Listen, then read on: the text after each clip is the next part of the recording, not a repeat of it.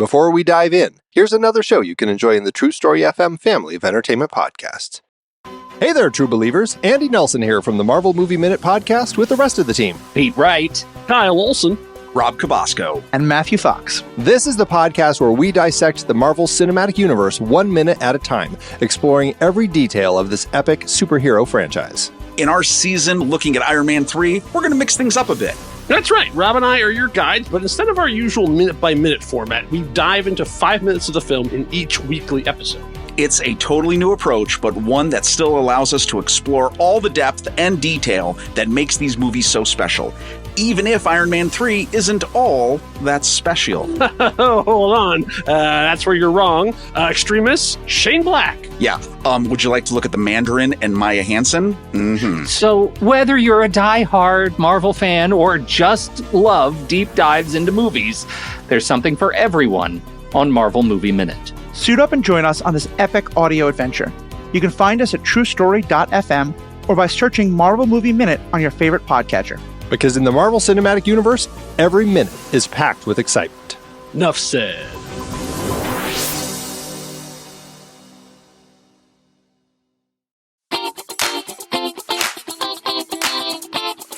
Welcome to CinemaScope, where we embark on a madcap adventure through the world of genres, subgenres, and movements, all in the name of cinematic clarity. I'm Andy Nelson, your fast-talking, quick-witted guide on this zany journey to bridge the gaps and connect the dots between the most uproarious corners of the film universe. Today, we're diving headfirst into the delightful and dizzying world of screwball comedies, a subgenre that emerged in the 30s and reached its peak during the era of the Hollywood production code. Join us as we unravel the key characteristics that define this side-splitting subgenre, explore the debate about whether screwball comedies truly ended in the 50s or if their spirit is still thriving decades later, and investigate how their essence has endured and evolved over time. So fasten your seatbelts and get ready to laugh, because we're about to embark on a wild ride through the most entertaining and enchanting films ever to grace the silver screen. Joining me today, we have distinguished professor and author of over 40 books, Wes Gehring. Wes, welcome to the show. I'm very happy to be here. Exciting.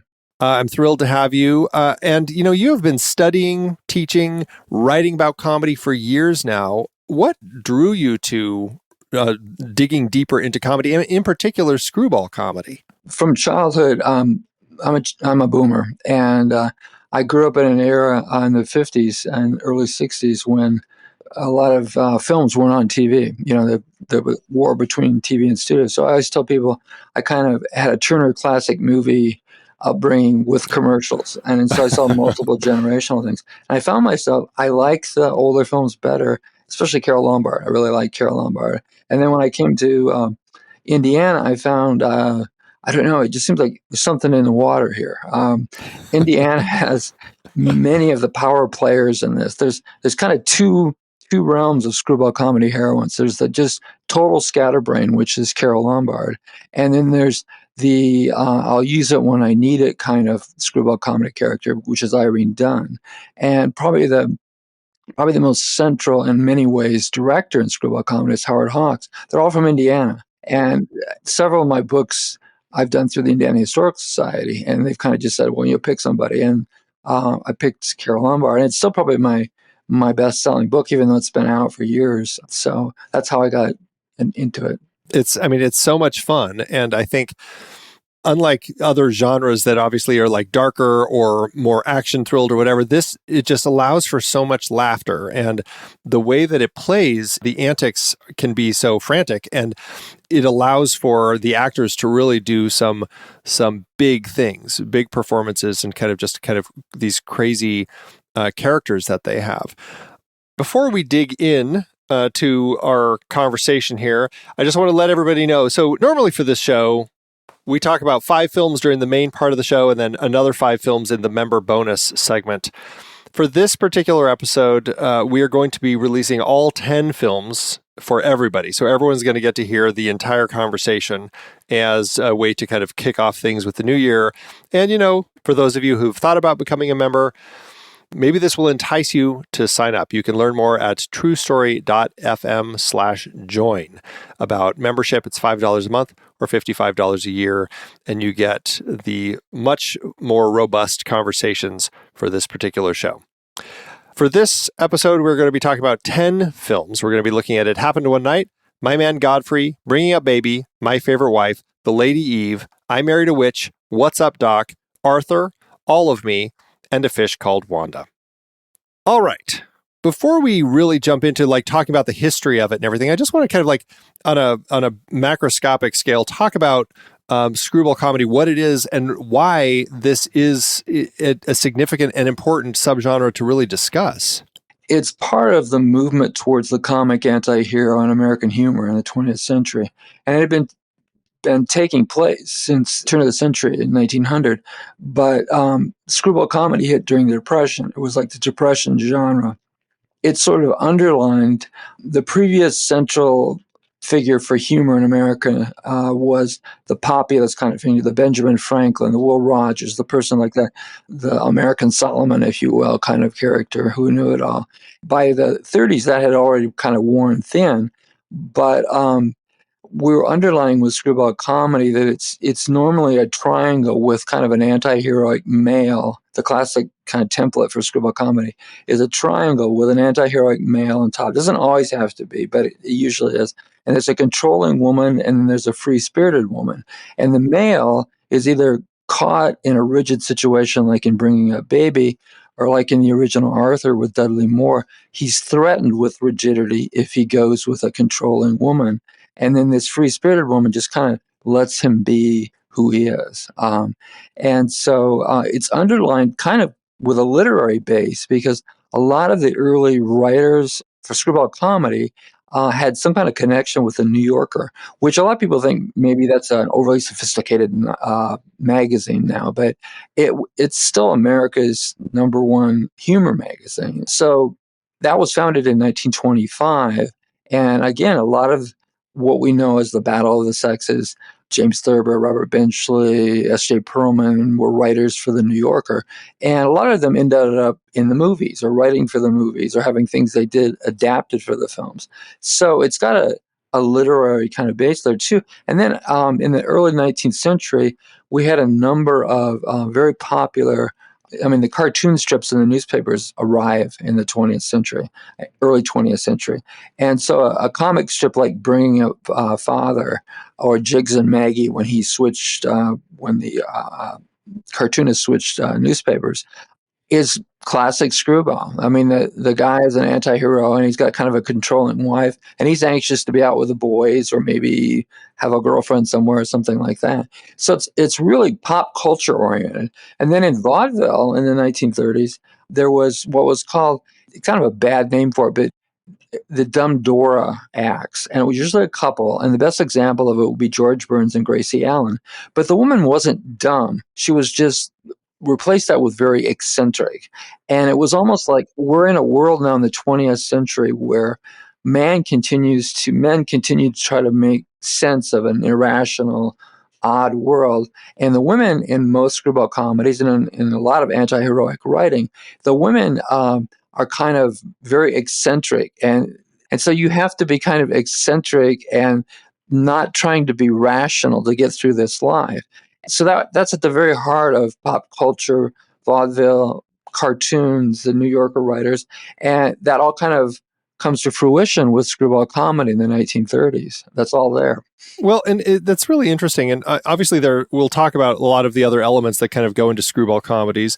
But I think part of it is like it's quick-witted dialogue, the way that the characters speak.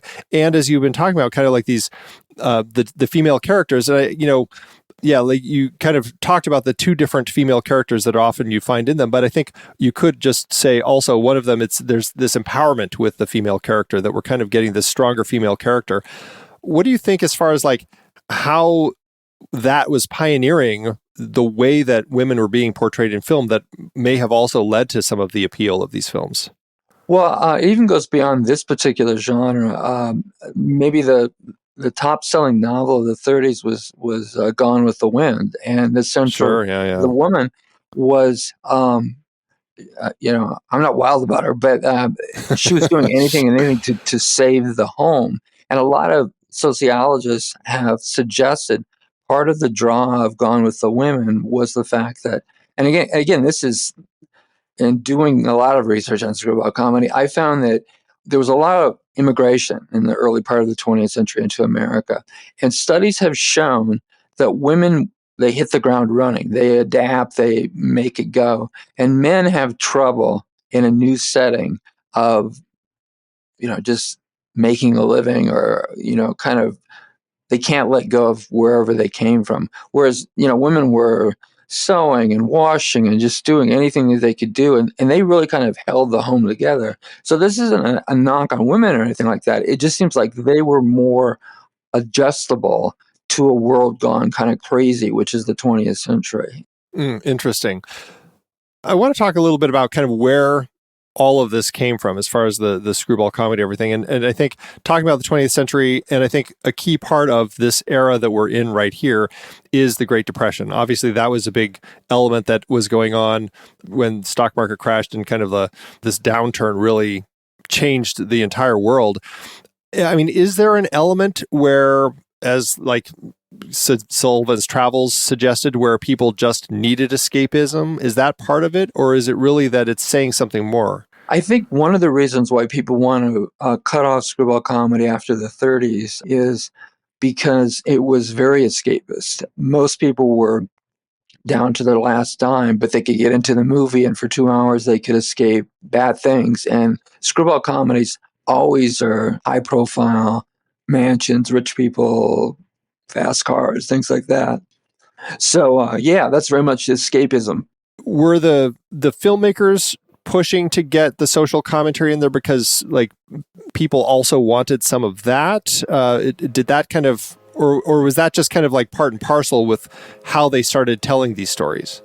Well, most screwball comedies, you wouldn't know there was a depression on. My Man Godfrey is kind of unusual in that way, that we talk about Forgotten Man and the William Powell character. And so that's different. Most screwball comedies don't want people to think at all about what's outside the theater. They want to just imagine themselves rich and famous, or not necessarily famous, but just in a good place. Yeah. You're certainly seeing a lot of like rich characters as you watch these films. That's definitely the case. In doing some digging myself, other than kind of like the depression and looking for escapism, I was also looking at like what other sorts of storytelling was going on. And there were certainly like kind of the stage farce was popular at the time as well, as far as like kind of just farcical storytelling. Do you feel like that there was an element in that sort of comedy that translated well when they were writing these sorts of comedies? I think very much so. Sort of the comedy of manners. I think the best example would be Noel Coward. His plays between the wars, and Blythe's Spirit is pure screwball comedy. Again, a male caught between, except it gets into screwball comedy and fantasy, but he's caught between two controlling ex-wives, who have passed away, and he ends up, getting out of town. Except that the play is slightly different. He gets away from him in the Rex Harrison movie adaptation.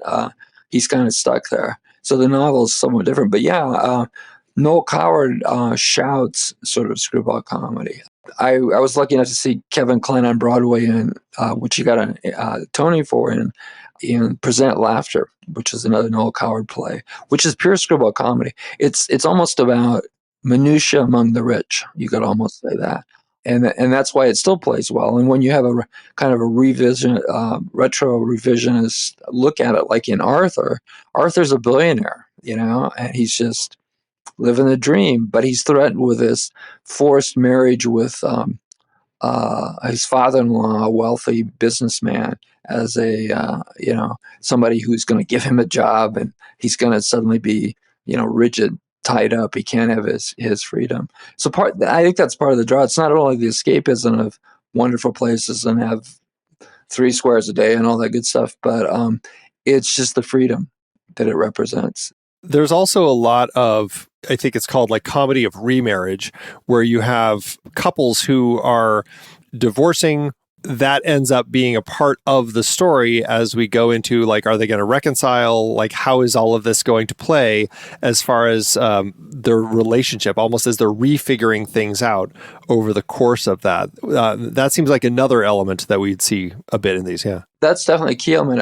The only unfortunate thing about that is that there's actually a book written called Comedy of Remarriage, but they kind of implied all screwball comedies were that way, and they're really not. I mean, a good example of it, though, would be Leo McCarey did a film called The Awful Truth, which he won an Academy Award as Best Director with.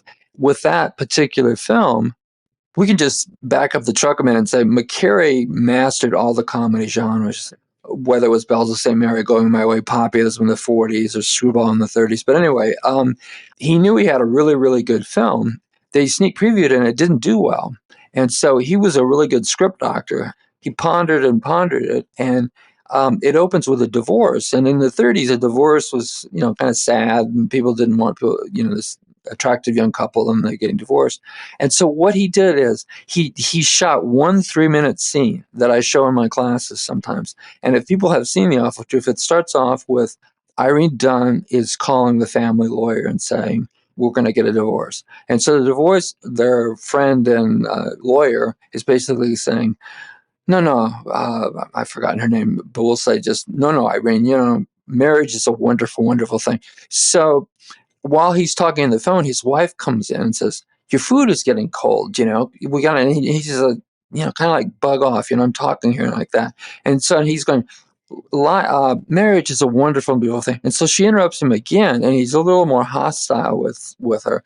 And then the third time, which is again in comedy, we always do sets of threes and we top each time. But the third time she comes in, he's frustrated with his wife, and he goes, just get out of here. I'm paraphrasing, but it's like, I don't want to hear from you. And it's all of these negative things, as negative as you could get during the censorship code. And then he gets right back on the phone and says, Irene, marriage is a lovely and beautiful thing. And he just dropped that into the beginning of the film. And The Awful Truth was like, I think, the top grossing comedy of 1937.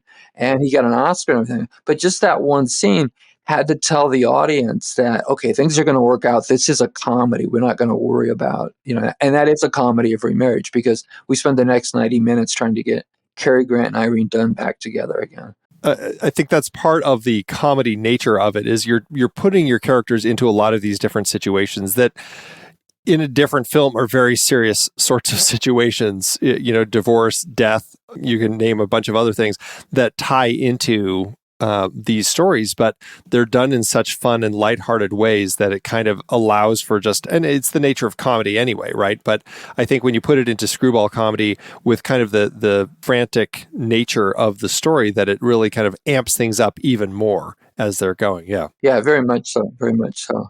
I want to talk about the Hays Code, because that obviously becomes a key player in not just screwball comedy, but film in general. But certainly screwball comedy, there was an impact in the way that comedy films were being told because of the Hays Code. Can you talk a little bit about the Hays Code, the restrictions that it imposed, and how writers and filmmakers ended up kind of shifting their storytelling and like what that did with screwball comedy? Well, I don't think anybody in Hollywood sat down and said, okay, we're going to have to make a sex comedy without sex. But that's essentially the message that the Hays Code sent. There had been a code during the silent era, but it hadn't been really heavily enforced. And without language, it was easier to censor anyway. But once you got into language and the double entendres and all these kinds of things, then it became tricky. And they always say, the censorship code was largely brought about by Mae West and gangster films. I mean, that was the big component, because she was always saying things like, I feel like a million, just one at a time, and things like that. But a thing that's often neglected is there were a number of relationship films made prior to the code, like Lubitsch's Paradise film. Trouble in Paradise? Trouble in Paradise, yeah. It was made in like 33, 34, right in there. And it was very suggestive of a lot of things. And that's the cream of the crop. But there were a number of films along those lines that suggested a lot of, a good example would be like, it's not a screwball comedy, but Clark Gable and Jean Harlow were in a film called Red Dust. It was easily suggestive that she was a sex worker, and that they were caught off in a rubber plantation in Southeast Asia and stuff like that. Or another, again, not a screwball comedy, but Public Enemy with Cagney and stuff. People are living together and they're not married, or they have a mistress on the side and things like that. And when I was rethinking all of this stuff for my first screwball comedy book, it dawned on me, even though It Happened One Night comes out when the code is coming together, but the code doesn't really fully come together until well into 1934, even though we often date it from 33. And It Happened One Night came out in February of 34. I had never thought about that as a racy kind of movie. But the scene when they stay at the motels, which are little cabins, and they put up the blanket, even something like that wouldn't have been done after 1934. Two unmarried people spending the night together in a cabin. So sometimes what was controversial then, we actually kind of miss because it just doesn't seem that much. And another one, I was doing some clips on, again, not a screwball comedy, Queen Christina, a Greta Garbo film that was made right in that particular period. It's set centuries ago and ends off, and you shared a bed or a bedroom with a stranger. And John Gilbert and Greta Garbo, he thinks that she's a man, and when it all comes out, we fade to black. It's got a real Lubitsch feel to it. Again, that never could have happened now, any kind of implication along those particular lines. So there were a lot of quality and B movies made just prior to the code that just randomly were realistic, that people went on a date, maybe slept together or lived together, did get married, things like that. But yeah, the code tried to cover everything, no suggestion of being gay, narcotics or an out. You couldn't, again, I don't know how Chaplin got The Great Dictator through, but the code said you weren't supposed to make fun of a leader of a country. Another country, right, yeah. Everything they could think of, they threw into that code. But lots of times directors would get by, whatever the genre, by packing it with all kinds of controversial stuff and knowing it would be cut, but then some things that were kind of on the on the bubble, the censorship people, it would get through, So like Miracle of Morgan's Creek, that Preston Sturges film, I think James Agee reviewed that and said, Preston Sturges raped the Hayes office, because there are things in that are overly suggestive. And again, there's a screwball comedy outside the realm of the 30s. It was made in 1944 during World War II. So it sort of satirizes screwball comedies, satirizes America during the war years, and somebody going to a party for the boys that were going off, and the next morning she's pregnant. She doesn't remember the boys. She doesn't remember anything else. And the Hayes office said, okay, you got to stick something in there where somebody kept saying, we got to get married. We got to get married. We need to get married. So theoretically she was married, but she doesn't remember who the person was and anything like that. So it was a crazy period. It really was. And it's interesting to hear that because like nowadays you hear how filmmakers will put more into their director's cut, their raw cut that they submit, aiming for an R, knowing that stuff's going to have to get cut, but hoping that they'll still be able to leave some of it in. Like, it sounds like they were doing the exact same thing with the Hays Code back then. Like, we'll put a whole bunch in and they'll cut some stuff, but hopefully we'll still get away with some of it. Yeah. It's a good plan to do. Yeah, right. It's interesting the way that they were kind of always playing the game. I guess that's what you got to do with these sorts of things. But then they would also use that to find ways to change their comedy, or like playing with the double entendres and everything, like the trains and everything. Like, the example that I think of as far as trains being used to allude to a sexual encounter, like I don't think you can find a better one like at the end of Vivacious Lady when you have the train whistle, but it's like a woo woo, it's like the whole wolf call. Yeah. Or there's one of my favorites. It's I recently did a book on Hitchcock and humor. I wanted to underline the fact that most of his films are really romantic comic thrillers. He only basically did 3 or 4 out and out horror films. But my favorite film of his is North by Northwest, and that ends with a train going into a tunnel just as Cary Grant is pulled Eva Marie Saint up into the bed. Yeah. Yeah. And George Carlin used to even do a routine about that. He goes, you don't need to be Fellini to know what that implies or what that Yeah. means. So. Right, exactly. Very funny.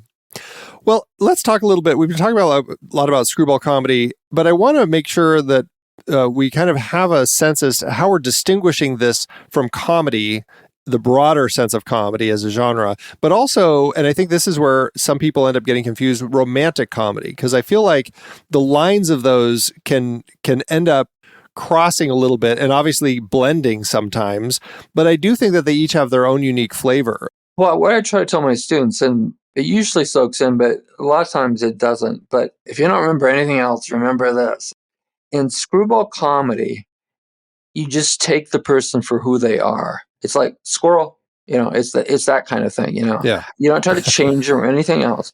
Whereas in romantic comedy, maybe the other person isn't forcing you to, but one person is wanting to change to be a part of a couple. And probably the best example is like in As Good as It Gets when Jack Nicholson says, "You make me want to be a better person." That's a key factor. And then another key factor is the women are more in charge in Screwball, a controlling person and a free spirit.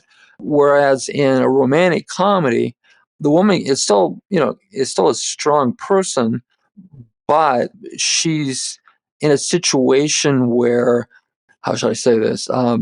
Nora Ephron always said all screwball comedies start with Pride and Prejudice.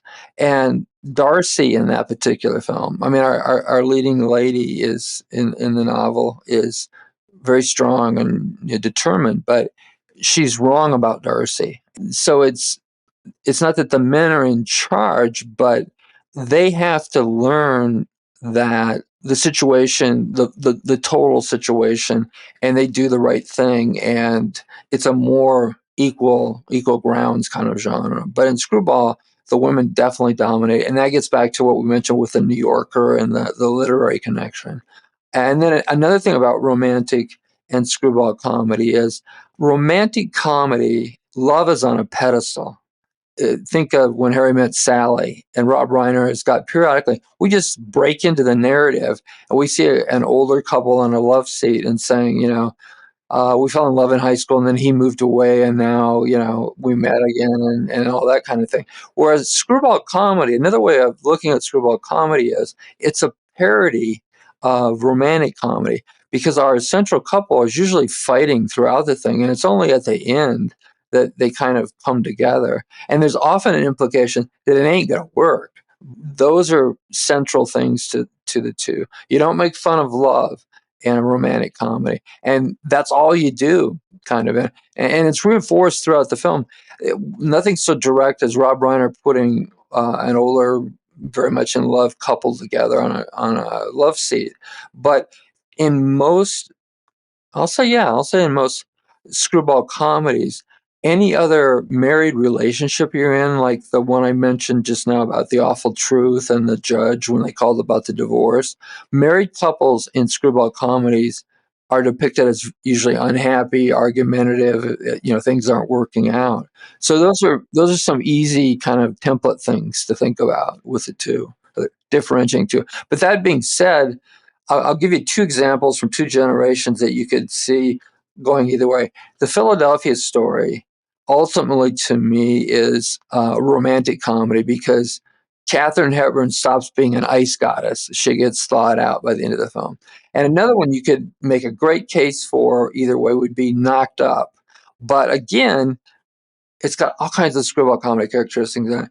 But ultimately, if you put a dull butter knife to my neck, I was forced to choose, I would say it's a romantic comedy because our druggie is going to change and be good for his upwardly mobile girlfriend, eventual wife. But again, I don't see that lasting. And again, that's an element of screwball comedy. Okay, and another differential between screwball and romantic comedy is romantic comedies often start on a sad note, and then we work our way into falling in love again. It sort of shows the importance of it. So like in Sleepless in Seattle starts in a cemetery where our central character, Tom Hanks, has lost his wife. And the rest of it is, his son is playing matchmaker in that particular film.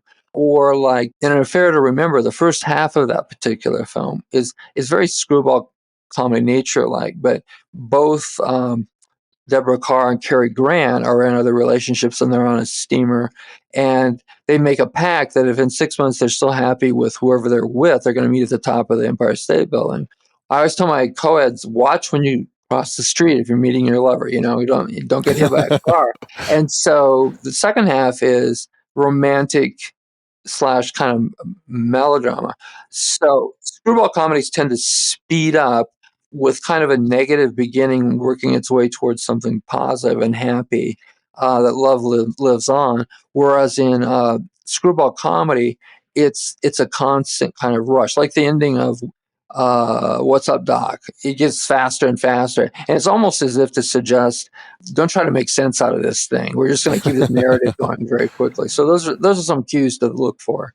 And do you find I feel like I know the answer to this, but between the two, screwball comedy is where you're going to find more of the satire and kind of mocking institutions and the rich and all of that. You're not necessarily getting that sort of storytelling so much in the romantic comedies, right?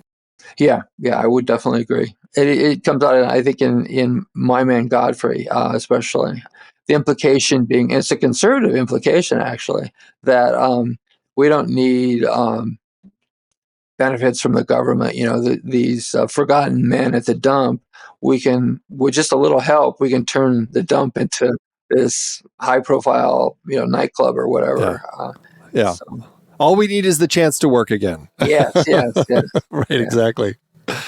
As far as how it ends up evolving over time, I mean, it has this kind of peak in popularity, like 30s, early 40s. What about this particular period in time made audiences so receptive to these films? I think part of it was, and this is another basic component of screwball comedy, it's implosive. And implosive, I'll do the contrast. If a film is explosive, it's something like the Marx Brothers' Anarchy and, let's satirize everything under the sun. Screwball comedy is implosive in that oftentimes, not always, but oftentimes it's people from different classes falling in love. Go back to It Happened One Night. We've got a reporter and a runaway heiress, and they fall in love. And we have constantly a number of those. And the message being that we have to remember that in the 30s, America is hoping we're going to have democracy and everything's going to work out, but people are trying all kinds of isms and things like that. And actually, Marxist critics in the 30s hated screwball comedies because the implication was blue collar and wealthy can get together and it'll all work out. Usually it's the blue collar that's making things work and everything like that. I think part of it is the possibility that there's a lot of poor people out there and they can meet a very wealthy Prince Charming or whatever and go from there. So I think that's a key component of it in the 30s. Obviously, we're time-wise, World War II is right around the corner. And with that, is there kind of a shift away as far as what people were looking for in this sort of comedy? I think part of it was screwball comedy was alive and well during the war, just not as prevalent as it had been in the 30s. But anytime you go to war, and I tell my students this about, especially when we talk about gangster films and film war, there were very few gangster films made during World War II. And part of it is we're at war and it's very nationalistic and everything about America or whatever country you're from. If you're at war, you prop up all the positives. So there's all kinds of biography films of great Americans, and there's everything that's positive about. We don't want to show anything negative like gangster film or something like that. And with screwball comedy, there were probably less in the sense that some people felt, okay, this is serious. We've got to win the war. We can't have something kind of lighthearted along those lines. But here's where something comes in that people don't always take into account with screwball. Genres are constantly morphing into something else. And it's essentially in the beginning, screwball comedy was about just being eccentric. But by the end of the 30s, they needed another thing to make people eccentric in a screwball comedy. And fantasy comes in with a Topper series. And during World War II, that worked very well because a lot of people were in denial about lost loved ones or hoping that they would meet in another world or something like that. So that was Oh, one way interesting. that screwball comedy uses fantasy to have people act eccentrically. Now, the Topper series starts before the war, but a lot of the, I won't say a lot, but several of the screwball comedies during World War II have a fantasy element in there somewhere. Like Here Comes Mr. Jordan, which is just right on the cusp of World War II. So there's the fantasy element of there's something beyond here. Yeah, and that's interesting because I hadn't ever really thought about that much, but it's interesting because like the ghost story films that you would end up getting, not necessarily even just screwball comedy, but dramas or whatever. Oh, It's yeah. like you can see how that shift in like society wanting to tell those stories about your lost loved ones coming back in some capacity. That's interesting. Yeah, I hadn't really thought about that. Yeah, because the Topper series, that evolves from the film, which came out in the 30s too. And I know they made a few films, but then also there was a TV show, right? Didn't they make a TV show? Yeah, it's a phenomenally popular property because it was on. There was a popular radio show of it in the 40s, and then we go into the 50s, and it's a very popular TV series too. Yeah, I know we're not talking about the movies, but they're fun movies. It was fun to see what they were doing at the time with effects also. Like they were really, it was just kind of very creative and everything. Now, we've kind of already mentioned this, the idea of the debate as to whether the genre ended with kind of like when World War II hit or even before, or if it has continued. And certainly, I think it's fair to say that you feel that it continued. And I think after watching all these films that we're talking about, that I think so too. But what is it that led so many people to say, oh no, hard and fast, this is a subgenre, it ended at this particular point in time, as opposed to recognizing that there's possibility it continued?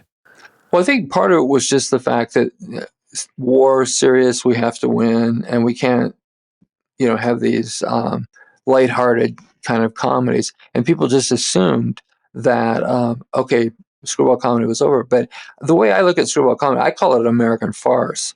And farce is never going to go away. Probably, maybe the most central director of all time is Howard Hawks, and he single-handedly kept it going.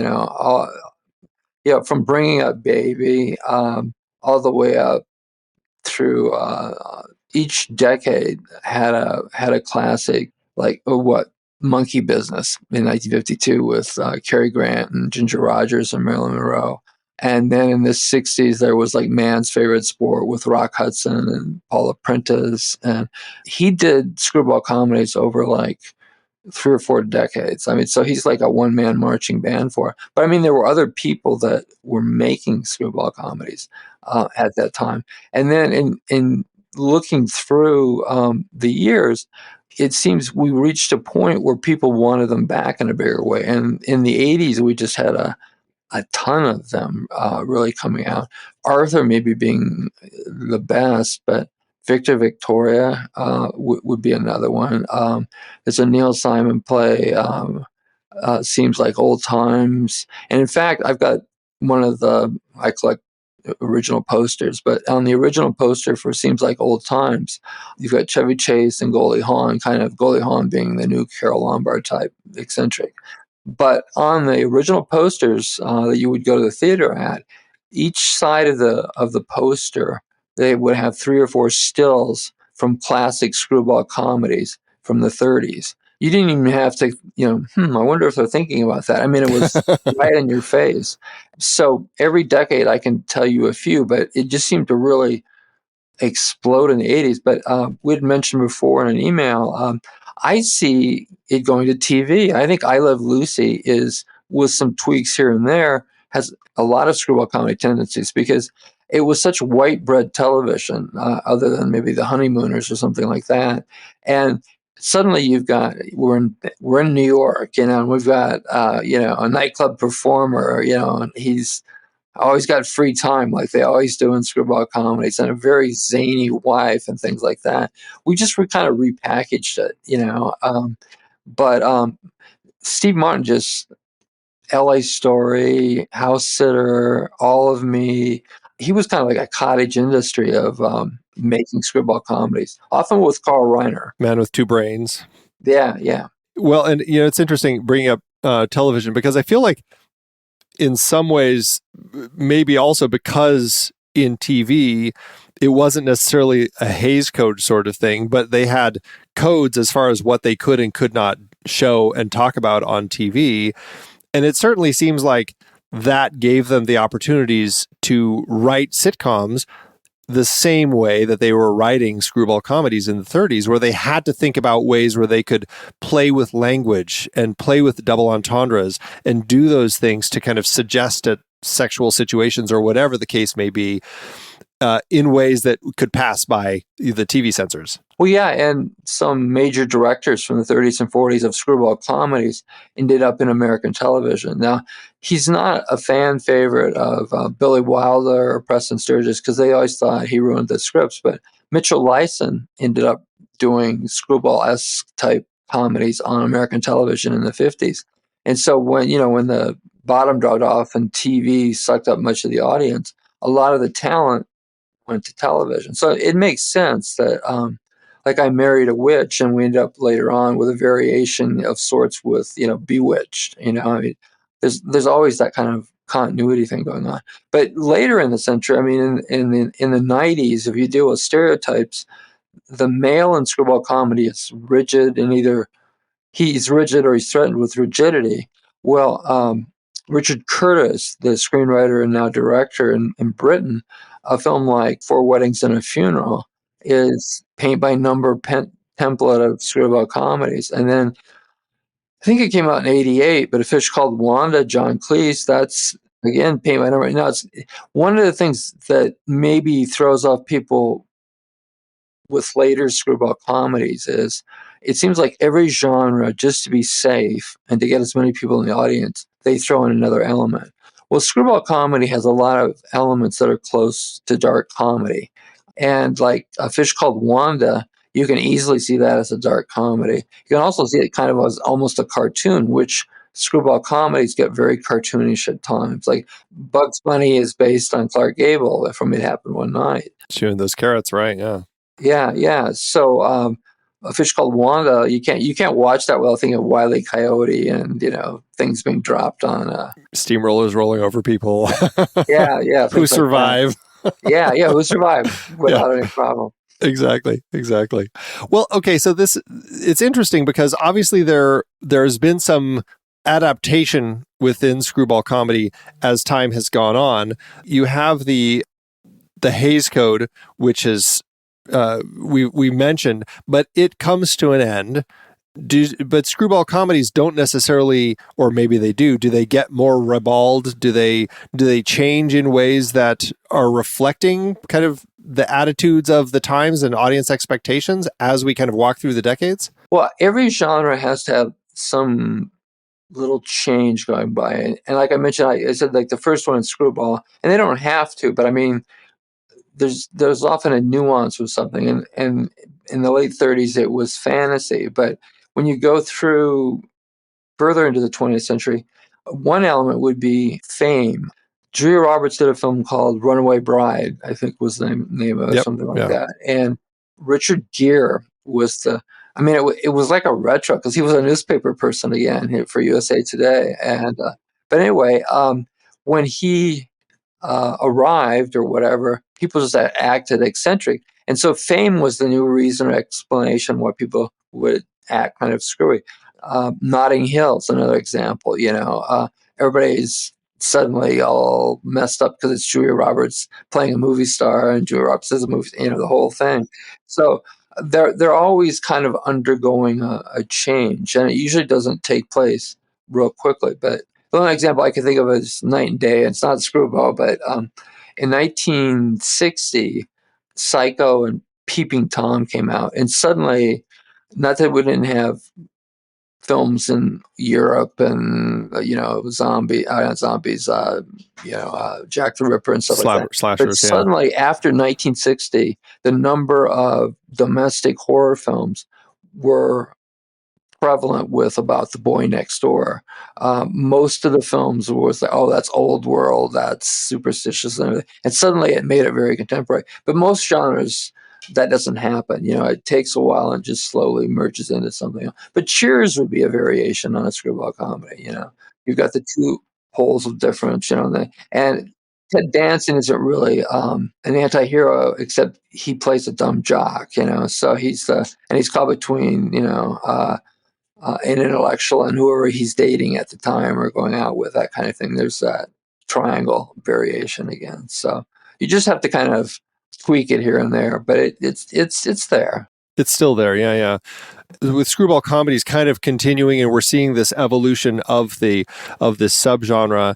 And especially as somebody who's teaching them, do you find that audiences are still connecting with these classic screwball comedies? And even though there's obviously a separation of time and in some cases cultural context, are they still as effective?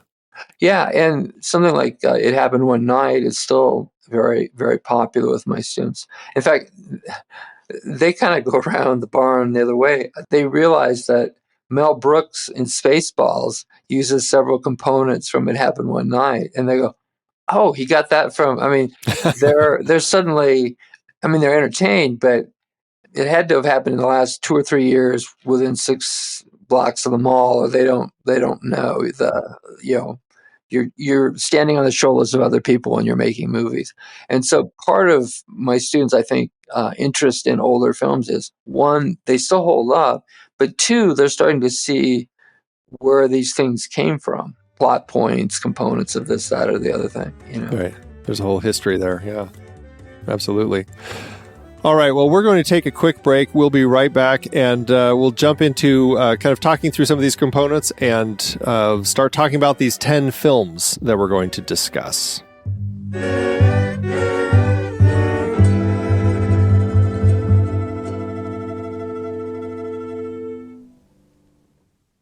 Here's another show you can enjoy in the True Story FM family of entertainment podcasts. Okay, now for the lightning round.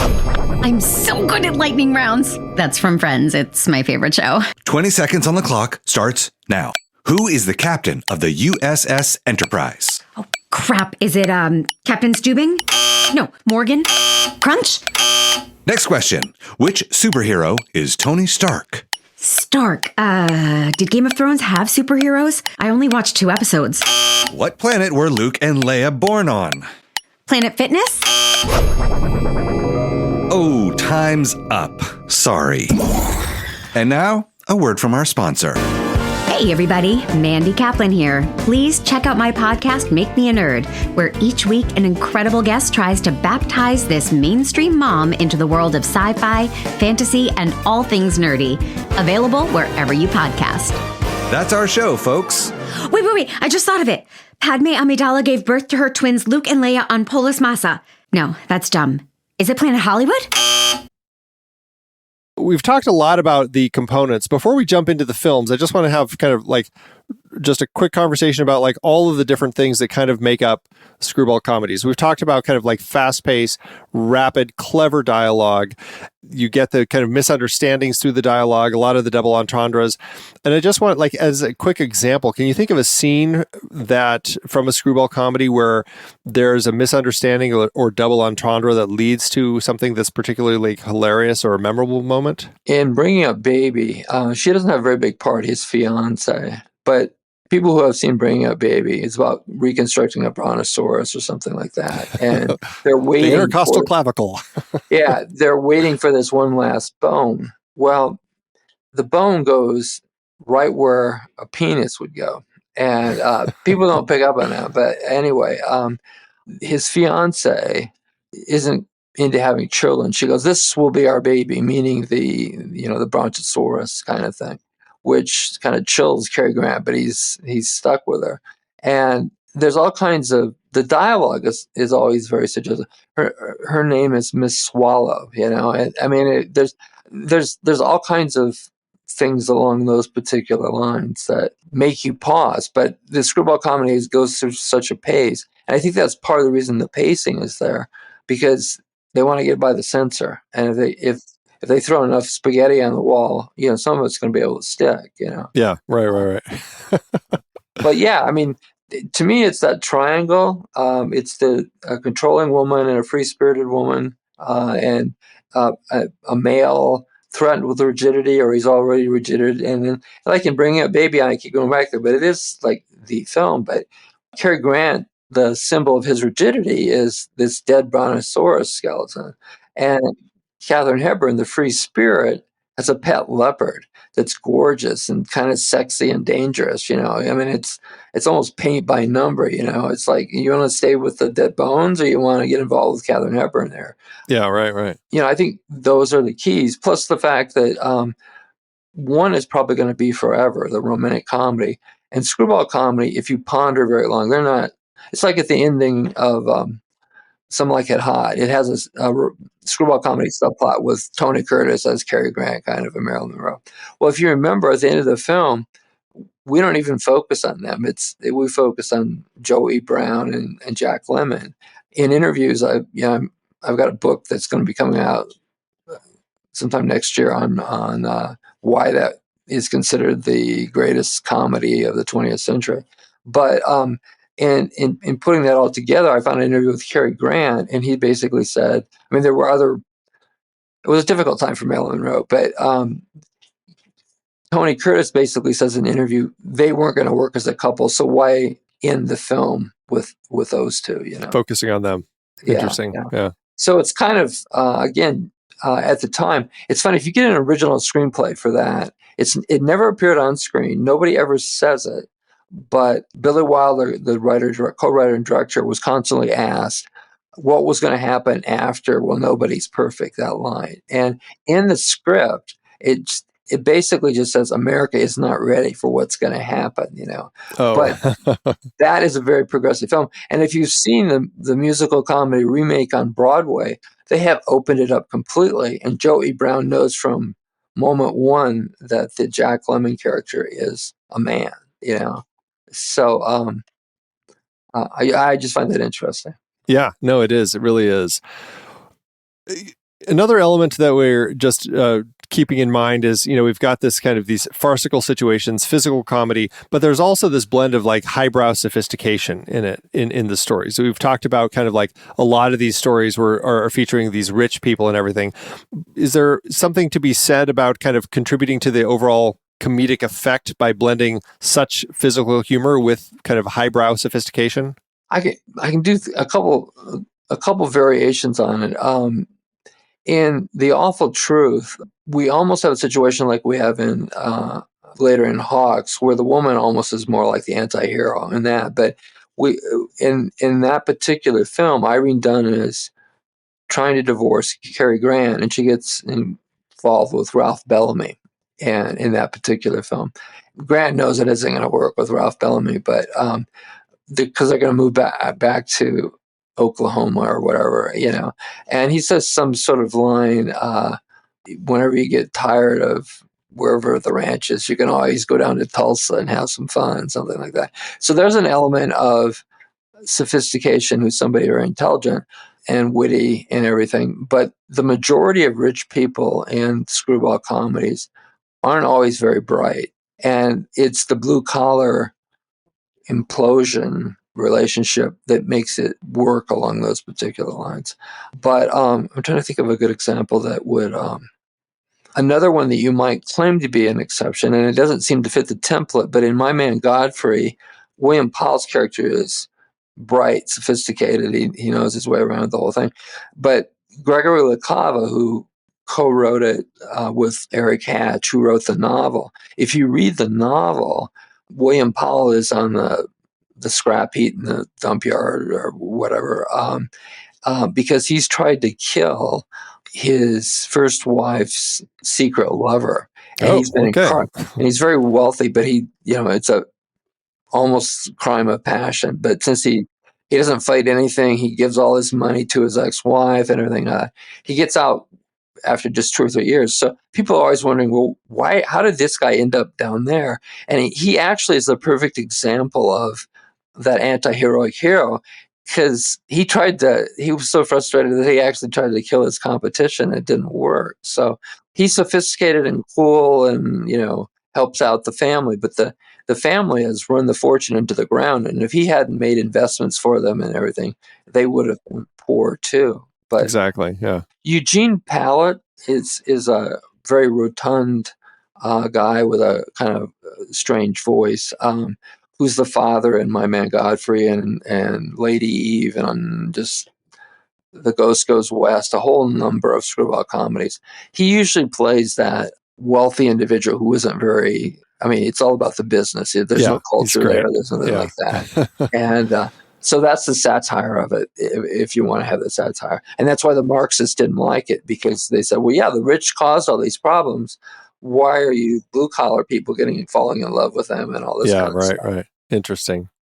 The other things we've talked about, like the strong, eccentric female characters who are challenging traditional gender roles.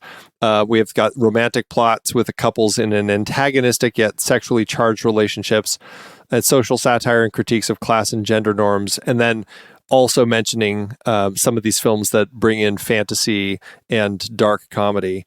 They're fascinating, and I think it's time to start digging into them in a little more detail. So let's start with It Happened One Night. This is Frank Capra's film.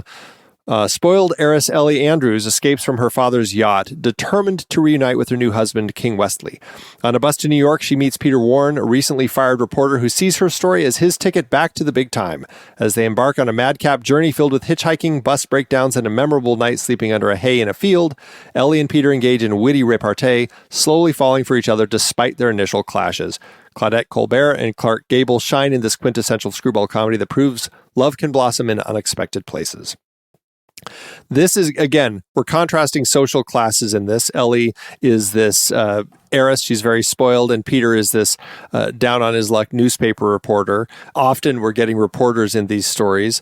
How does that kind of contribute to what we're seeing here as far as the comedic elements, the development of the romantic relationship, and then also like how is this exemplifying screwball comedy? Especially, as you were saying, this came out like right when things with the Hays Code were finally getting locked in. It's a screwball comedy, but it's not really a perfect example. When people go back to 1934, they talk about three films that are kind of the bedrock or kind of there. One of them is It Happened One Night, and that's the closest thing to what we call a screwball comedy. But two other ones that are almost screwball comedies are The Thin Man, which became a franchise in the 30s and 40s, and 20th Century, which was with Carol Lombard and a very strong-willed producer, and that John Barrymore. So you had three kind of variations on what we would call screwball comedy. It doesn't really become officially named screwball comedy till My Man Godfrey. That's the first time it's really called that. But it still has all kinds of key elements in it. And one key element is that implosive thing, Runaway Bride. We get a lot of that in other films, like Julia Roberts basically, uses that as a major later example. We also have the blue-collar guy who's very practical and knows how to do this, that, and another thing. Why I say it isn't the perfect example is Clark Gable is not really an anti-hero in it so much, except in, say, the hitchhiking scene, where he can't stop. He's supposed to be a master of every kind of hitchhiking gesture with his thumb. And all Claudette Colbert needs to do is just lift up her dress, and the leg stops the film.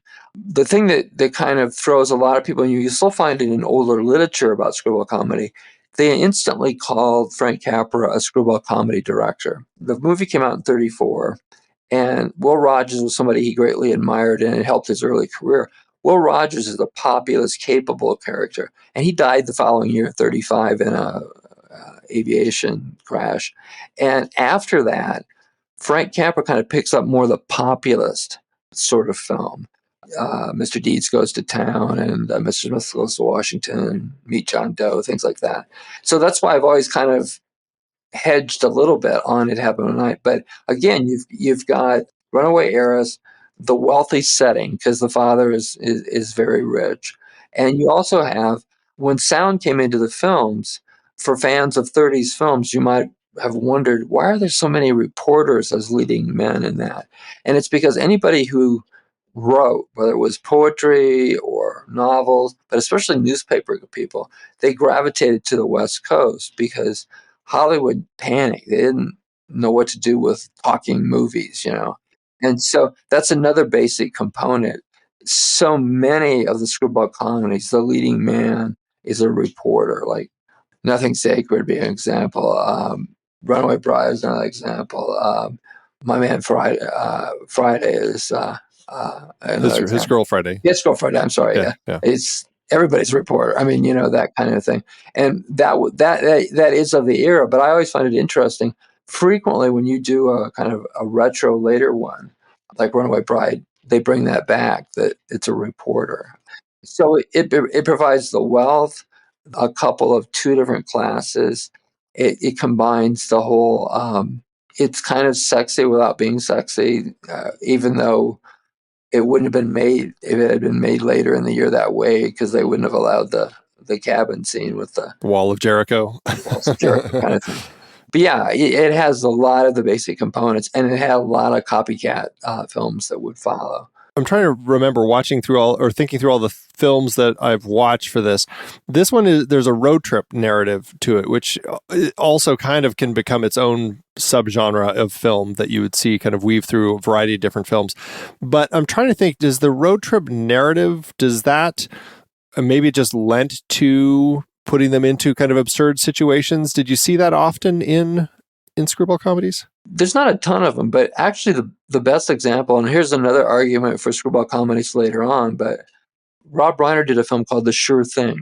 Oh, yeah, right. It has a lot of screwball comedy characteristics, and it's a road picture, classic road picture, you know, and where two people are kind of like forced to be together for an extended travel across time, the country, a relationship. Yeah. But yeah, road picture can be part of the subplot in Some Like It Hot. You know, I mean, it's on a train, and there, you know, I mean, that whole thing. So yeah, that can be a component in the genre. Yeah, I find that to be an interesting element of this particular film. And I can't think of the films we're discussing, I don't think it really comes up again, but I do think that's an interesting element in just like what it allows as far as the scenes, because we get the different cabins that they're in a couple times, the different interactions with different types of people that they're thrust into situations with. And I think you end up kind of creating a lot of situations. It allows for that over the course of it. And I always tell my students that their first script, if they've never done anything long, a road picture is the best thing, because it allows your character to be in a setting that's maybe just instantly funny because he or she just isn't in that setting. You can milk it for everything you can. Plus, the people in that setting might be strange or odd or whatever. And then once you've exhausted that, then you move to another setting. And it's really kind of like a collection of short stories that you put together, kind of thing. Like, again, not a screwball comedy, but Cabaret, Catch-22, Mr. Roberts are all stories, novels that essentially are almost short stories, but one character kind of weaves his or her way through the whole thing, like Sally Bowles in that particular film, Cabaret. Yeah. So yeah, a road picture is helpful in any genre. Sure. Yeah. Let's talk about our next film. We've talked about it a little bit. My Man Godfrey, directed by Gregory LaCava. In the midst of the Great Depression, eccentric socialite Irene Bullock stumbles upon the cynical and down-on-his-luck forgotten man, Godfrey Park, during a scavenger hunt. Captivated by his wit and charm, Irene impulsively offers Godfrey a job as the family butler. As Godfrey navigates the zany antics of the Bullock household, he finds himself drawn to the kind-hearted Irene while contending with the hostility of her snobbish sister, Cornelia. William Powell and Carol Lombard deliver sparkling performances in this satirical gem that skewers the frivolities of high society while celebrating the transformative power of love and compassion. Considering that we kind of had some class dynamics, not exactly to the level, but It Happened One Night, how does this film really kind of further develop and kind of satirize everything, especially this one very much specifically in the context of the Great Depression? Well, it underlines the fact that, you know, the father's, you know, blown his he's not a good businessman, even though it's a wealthy setting and everything like that. And it also has, if you factor in the original novel, it has that triangle thing going on. And then with Carol Lombard, she became the definitive screwball girl. In fact, the Saturday Evening Post, I think in 36 or 7, actually, she's on the cover.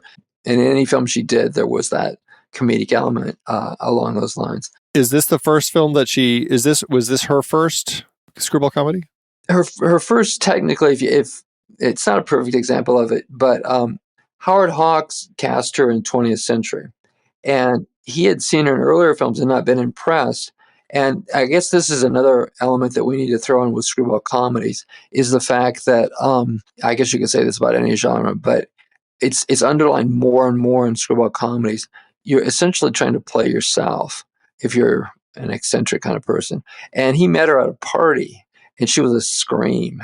And so he cast her in it. And then when the first day of shooting, first couple of days, she was, at least according to John Barrymore and Hawks, who directed the 20th Century, she was just kind of stiff. And so Hawks told Barrymore, take her for a walk and explain that, this isn't working. And Barrymore, basically, after hitting on her, he hit on everybody in the world. But anyway, he basically said, you got to play yourself. That's why Hawks cast you. So just do your eccentric thing, And a lot of people think it's hard to just be yourself, but it is hard. But anyway, that was her ticket into screwball comedy, and she never did it better. And in fact, in terms of background, she'd been married to William Powell, but they divorced and remained friends. And when he was cast, her part had not been cast yet, and so he went to battle for her. Not that they were going to say no, but he said, Carol Lombard will be a scream in this part. You got to cast her in this particular role. So that's how she got the part, with William Powell kind of doing that, because they had literally been married at one time earlier and parted amicably. In fact, there's in Hollywood, from what I've done research on, he was almost as bereaved as Clark Gable was when she was in that plane accident a number of years later. But anyway, so yeah, that was that eccentricity factor. And then another element in it is, I don't know if viewers remember, or if you remember this scene where it's kind of like his first day in work, and he's trying to deliver breakfast to everybody. And when he goes into, I don't know if it's Irene Dunn's bedroom or her mother's but there's a little twinkling sound on the soundtrack, and it almost feels like this is another world, like he's Puck, in A Midsummer Night's Dream, and it's just it's just otherworldly kind of. And I always thought that was just such a key element of, this is real, but yet it isn't really real. Real life isn't quite like a screwball comedy, though sometimes obviously we're incredibly frustrated with stuff. So there's that to it. And here's another point to keep in mind. We mentioned you try to be yourself. La Cava did not believe in scripts. Leo McCarey did not believe in scripts. So when they win an Oscar for best screenplay or best story or something like that, it's stuff they're the Abraham Lincolns of screwball comedies. It's stuff they wrote on an envelope and brought in. And so Gregory La Cava, even though he co-scripted it with the novelist who wrote it, Eric Hatch, he improvised a whole lot of stuff. Like the whole bit with who's our gigolo in that film? I'm forgetting that. Oh, what is his name? But anyway, the whole scene with when he does the monkey bit, he climbs Monsieur Hour or something like that. He got an Oscar nomination for it, but there's a scene where he acts like a monkey or something and bounces around. That was improvised. In fact, later on, La Cava did a film that wasn't really a screwball comedy, but it has maybe a couple elements of it, called Stage Short. But when he adapted it, he changed so many things that in Hollywood they called it Screen Door, because he would just change everything about his script. But again, a lot of them do it. And you have to remember, some of the best screwball comedy directors came out of the silent era.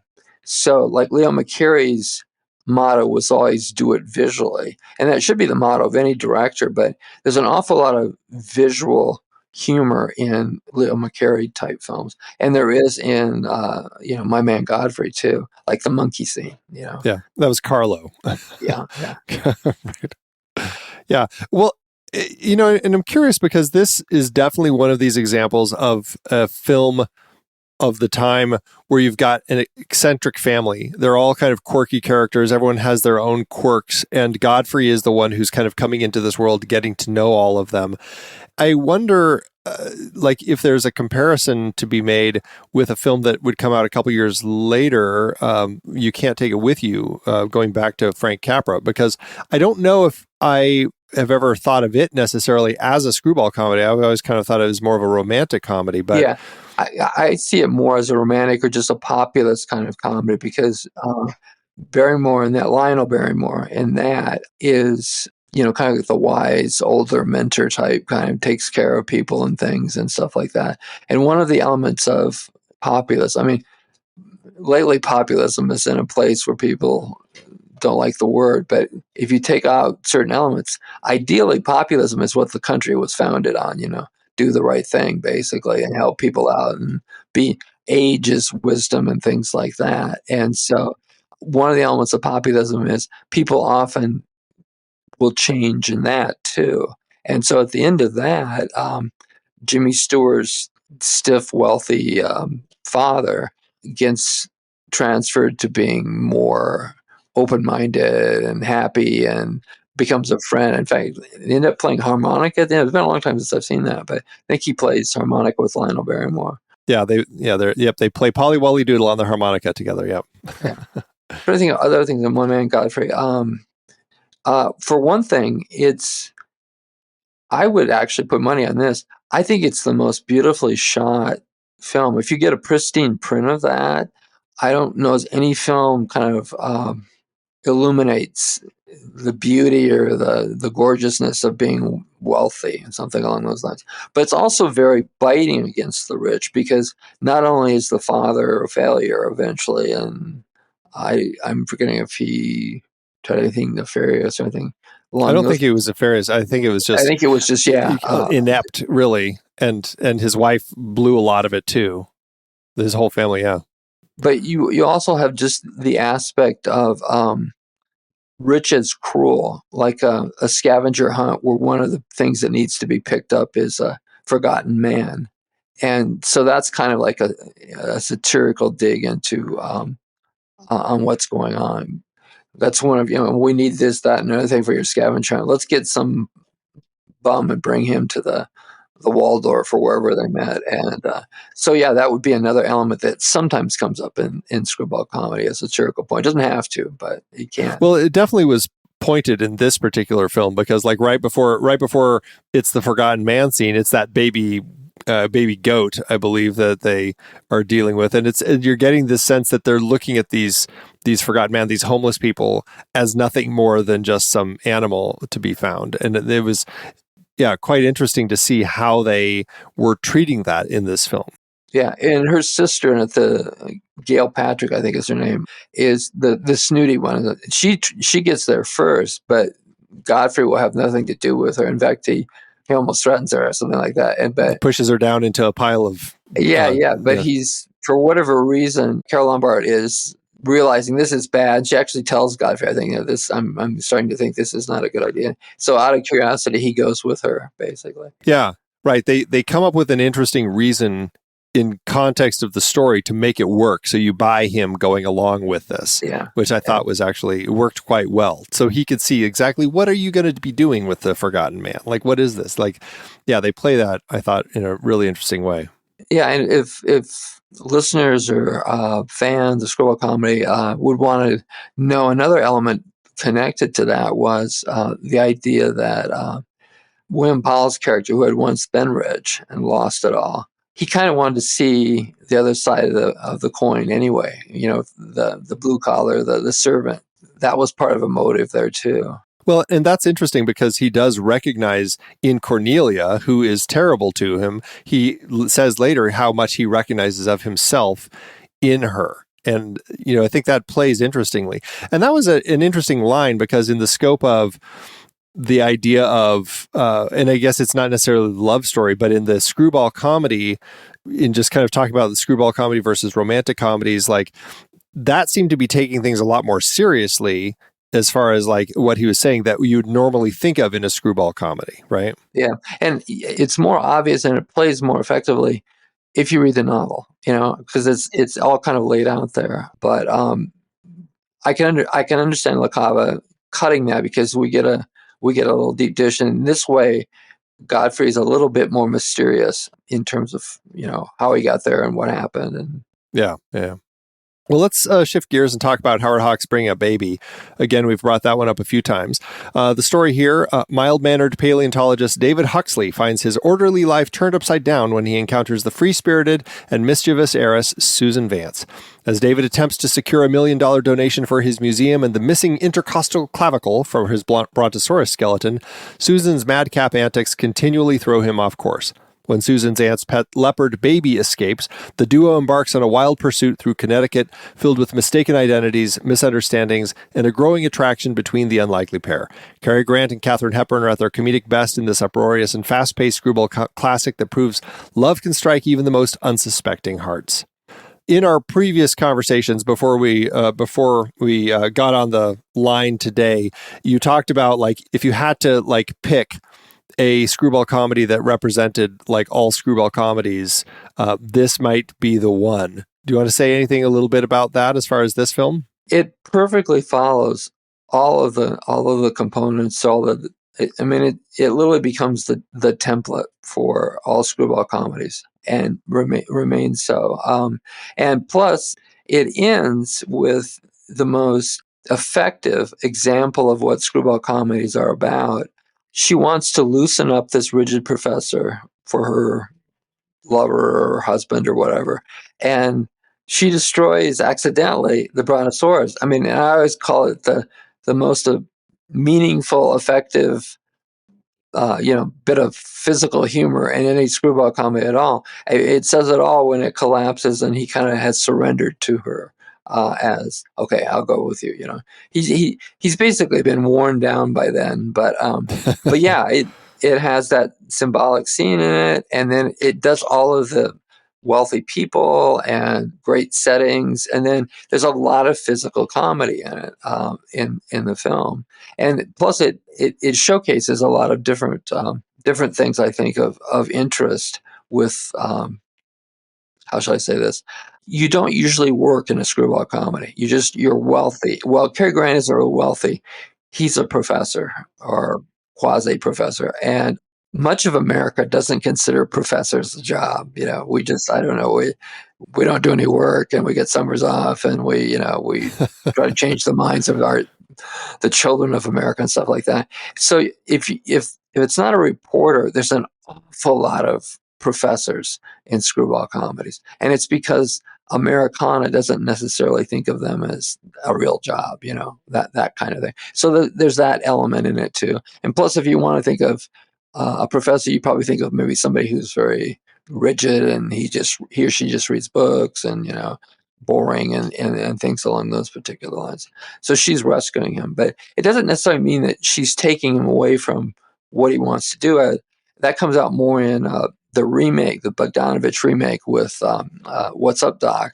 Because Barbra Streisand is going to follow Ryan O'Neal to Ames, Iowa, and probably be the greatest TA and helper and whatever. So it doesn't mean that the male can still have his passion, or whoever the anti-hero is can keep their work passion or whatever, but they're introduced to life, and fun and other things. They don't have to just have blinders on, something like that. But yeah, it's such a fun film. Plus, it's refreshing because much of it was shot outdoors. There's that whole golf scene. It just, you're so used to studio sets and things from that era that he opens it up so much along those lines. And then he throws in that scene in the forest when they're looking for the leopard and the dog ends up being there. And that again, sort of like My Man Godfrey, it almost reminds me of the way it's shot. It's almost like a Midsummer Night's Dream sort of thing. They're going through the forest, and I don't know. There are no problems with that one. You can check all the boxes on Bringing Up Baby as a great example of screwball comedy. Well, and Cary Grant, who we'll talk about in our next film, I think plays so well to that type of comedy, and I think that is fun to see how an actor can tap into the nature of what the genre is asking of them, because he's pretty different here than we'll see in My Favorite Wife, and I think it's really enjoyable to see Cary Grant be so flustered and flummoxed by this woman who is like, without even intending to do so, just ends up pushing all of his buttons, but in a way where, as you said, he kind of is worn down and succumbs by the time we get to the end, and kind of recognizes. And I think part of it is that conversation you were talking about earlier with the woman that he is engaged to about how she doesn't want kids, and this Brontosaurus is our kid and stuff like that. And his reactions to that, it's like, oh, it's not exactly what I had in mind.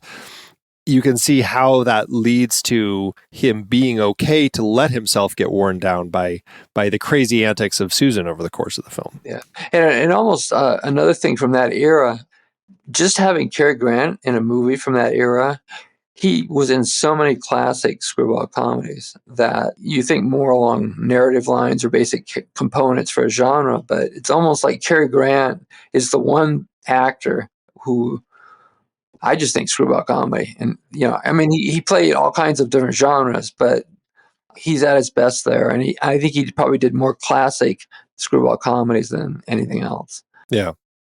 Well, let's talk about My Favorite Wife. This was directed by Garson Kanin. The story, Nick Arden, believing his wife Ellen to be dead after she went missing 7 years ago, has her legally declared dead and remarries.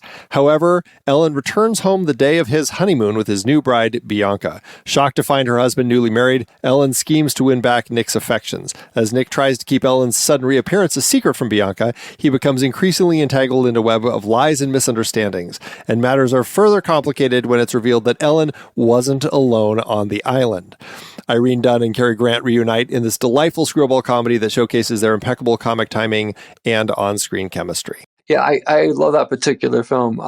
I see it as a McCary film, even though yeah, you were saying that, yeah. Garson Kanin directed, but it's from a McCary story, and he produced it, and it has so many components or characteristics of The Awful Truth, including the Irene Dunne and Cary Grant.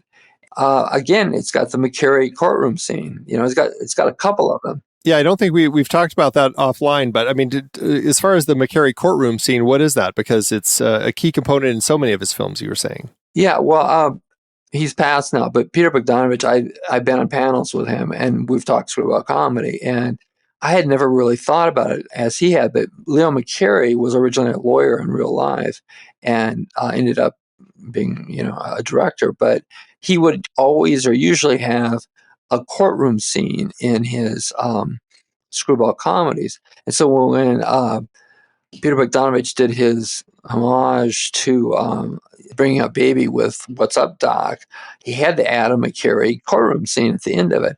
And when you think about it, it's, and in The Awful Truth, they make it silly, like there's a custody fight over their dog and things like that.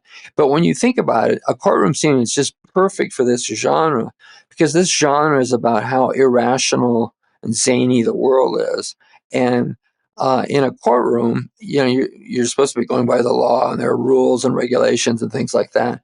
So it's a perfect thing to make fun of, satirize judges and courtroom scenes and the law and expectations and even the genre itself. Is this couple going to end up together for the long run? That kind of thing. Another thing we need to mention too is McCary was not as good looking as Cary Grant. In some early pictures, he was kind of like, ultimately he hit the bottle too much and it kind of aged him, but he represents Cary Grant's persona in the movies. And that's not just me saying that. I've read interviews with lots of people, but Garson Kanin had the strongest argument with it. And it's best demonstrated with My Favorite Wife, because I've done books on, like, I did dissertation on Leo McCary and a book on Leo McCary, and so I know him pretty well in a way. But anybody that I've talked to said that he just used his hands so much in speaking and talking and things like that. And there's a scene in My Favorite Wife when he's taken his new bride to the same hotel where he had taken his original honeymoon with Irene Dunne. He's a classic anti-hero because he really loves Irene Dunne, but he's basically frightened of Gail Patrick again from My Man Godfrey. How do I tell her this? How I do it? And there's a scene on a staircase, and he's trying to make sense, and he's practicing, and he puts his arm out at length, and he's actually just kind of almost miming through what he's going to do. And the manager of the hotel comes up on him, and he keeps his hand out, and then he looks over at his hand, and he looks back at the manager, and then he pulls it in and things like that. And according to my research, there are lots of movements that Stan Laurel did, because Leo McCarey teamed Laurel and Hardy. And like I said, he was kind of a player. Leo McCarey, good looking and liked the women and everything like that, and was really a cool guy. And everybody in Hollywood feels that Cary Grant based his persona as, when he wasn't an anti-hero, in being, the cool North by Northwest type character. He based that on Leo McCarey. Interesting. That's a interesting point. But I always think of, there's so many visual touches in that, like when he's, for an excuse to meet with Irene Dunn at one point, his wife has tried to call him, and he pretends he's gone off on a case or something like that, and he pretends he pretends there's an airplane blade or whatever, but he sticks his pen in a fan in this walk-in telephone booth, and then he barges into her because she's calling him literally 6 feet away from him, like that. The next phone booth over, right? So there's all kinds of this wonderful physical comedy that we say is a component of screwball comedy. And that's something else I tell my students, that there are all these types of screwball comedy, but slapstick is not a genre of screwball comedy, but it's most frequently used in either personality comedies or screwball comedies. And nobody did it better than McCarey. But, like Peter Bogdanovich's remake of What's Up, Doc, there's that delightful dragon. Yeah, right. The Chinese dragon on the parade. Yeah. It's out of control, and they're going through the wet cement and the plate glass that's broken in that. So screwball comedies are all about a lot of physical humor, and there's a lot of physical humor in My Favorite Wife. Yeah. No, it's a very, very funny film. Definitely people should check that one out. Let's jump to Preston Sturges. This is his film, The Lady Eve. Jean Harrington, a beautiful con artist, sets her sights on the wealthy but naive brewery heir, Charles Pike. With the help of her card-sharp father, Jean schemes to swindle Charles out of his fortune. However, as she spends more time with him, Jean finds herself unexpectedly falling for her mark. When Charles discovers Jean's true identity, he breaks off their relationship. Determined to win him back, Jean reinvents herself as Lady Eve Sidwich and re-enters Charles's life, setting off a series of comedic misunderstandings and romantic entanglements. Barbara Stanwyck and Henry Fonda display their comedic prowess in this clever and enchanting screwball comedy, directed by Sturges, as I said. Here we're getting a different type of character, con artist, who falls for her mark. How does this kind of contribute to screwball comedies? We're getting the tropes of deception and disguise here, and it's kind of an interesting element that we're seeing. Lots of screwball comedies, the leading lady is named Eve. We even have an apple and stuff at the beginning, and Garden of Eden, the control of the woman. There's that kind of aspect. And wealthy family, again, Eugene Pallett is the wealthy father and all that. Also, even though Henry Fonda's character isn't technically a professor, he's essentially a professor of snakes. He studies might as well be. He's just, again, it's that stiff sort of, he just lives to study snakes, and he's been up the Amazon for forever. And in fact, I think you probably have seen it more recently than me, but he said, when he puts on her, she's broken a heel and he's putting on her shoe or something like that. And he's just trying to explain why he's so enamored of her. And he said, well, I've been up the Amazon for 2 months or however long. And she said, well, it's lucky it wasn't, much longer than that, because you're repressed. But yeah, I think one way in terms of the con artist thing, we're starting to show the side of screwball comedy that we can almost slip into dark comedy. 2 or 3 years after that was made, we got Double Indemnity, and we got Barbara Stanwyck, who's basically just latching on to this insurance salesman so she can get rid of her husband and then get rid of him, and that kind of thing. And so screwball comedy and film noir are alike in the sense that women are in control, but in screwball comedy, it's love, basically. Whereas in film noir, women have a past, men have no future. That's one way somebody described film noir once. And so I think it's a good example of we're moving towards how that element is more high profile in screwball comedies. But I mean, you can go all the way back to The Thin Man, and there's so many elements of screwball comedy in that, and it's a murder mystery. And I should mention, or I should footnote, there are an awful lot of screwball comedies where there's a death in them, and it's treated as kind of like a sidelight, especially in Carole Lombard ones. I don't know particularly why that is, but yeah. That kind of crime element, and even in that Neil Simon Seems Like Old Times, again, Chevy Chase's character is on the run, and she's married to the district attorney or something like that. So you have all kinds of criminal element type things going on in a lot of screwball comedies. So that would be my explanation for the fact that, yeah, she falls in love with her Mark, Right. As far as the directors, Preston Sturges doesn't strike me as somebody who's regularly called a screwball comedy director. I'm trying to think, is this his only screwball comedy that he does? No. He did The Lady we're talking about The Lady Eve. He did The Palm Beach Story. Oh, which, sure. Yeah. Right. Which Billy Wilder, great one. The screwball comedy subplot in Some Like It Hot, he super cherry picks The Palm Beach Story. I mean, that's almost like he should have thrown Preston Sturges' name on his screenplay for Some Like It Hot, because almost all of the elements in the Tony Curtis pretending to be Cary Grant, he's very much like the pretend John Rockefeller character, in Palm Beach Story. So he did Palm Beach Story, he did The Lady Eve, and he did Sullivan's Travels. There are elements of screwball comedy in that. And then Miracle of Morgan's Creek is a send-off or send-up of America in wartime and screwball comedy and all kinds of things along those particular lines. So yeah, he did two completely paint by number exactly, and then two other ones that were, you can make an argument that they're screwball comedies. And what's so wild about it, Paramount's my favorite theater studio because they always allowed talent in comedy to do their thing, whereas other studios you had to follow the script. But he broke the glass ceiling as far as writers becoming directors. So he did a film called The Great McGinty, which was actually the first. I mean, they gave Oscars for writing, but that was the first one for Best Original Screenplay. And so that Billy Wilder, if Lubitsch was his superhero, Preston Sturges was right in second place. So from about 1938 to about 1948, he just seemed to have the pulse of the public right there.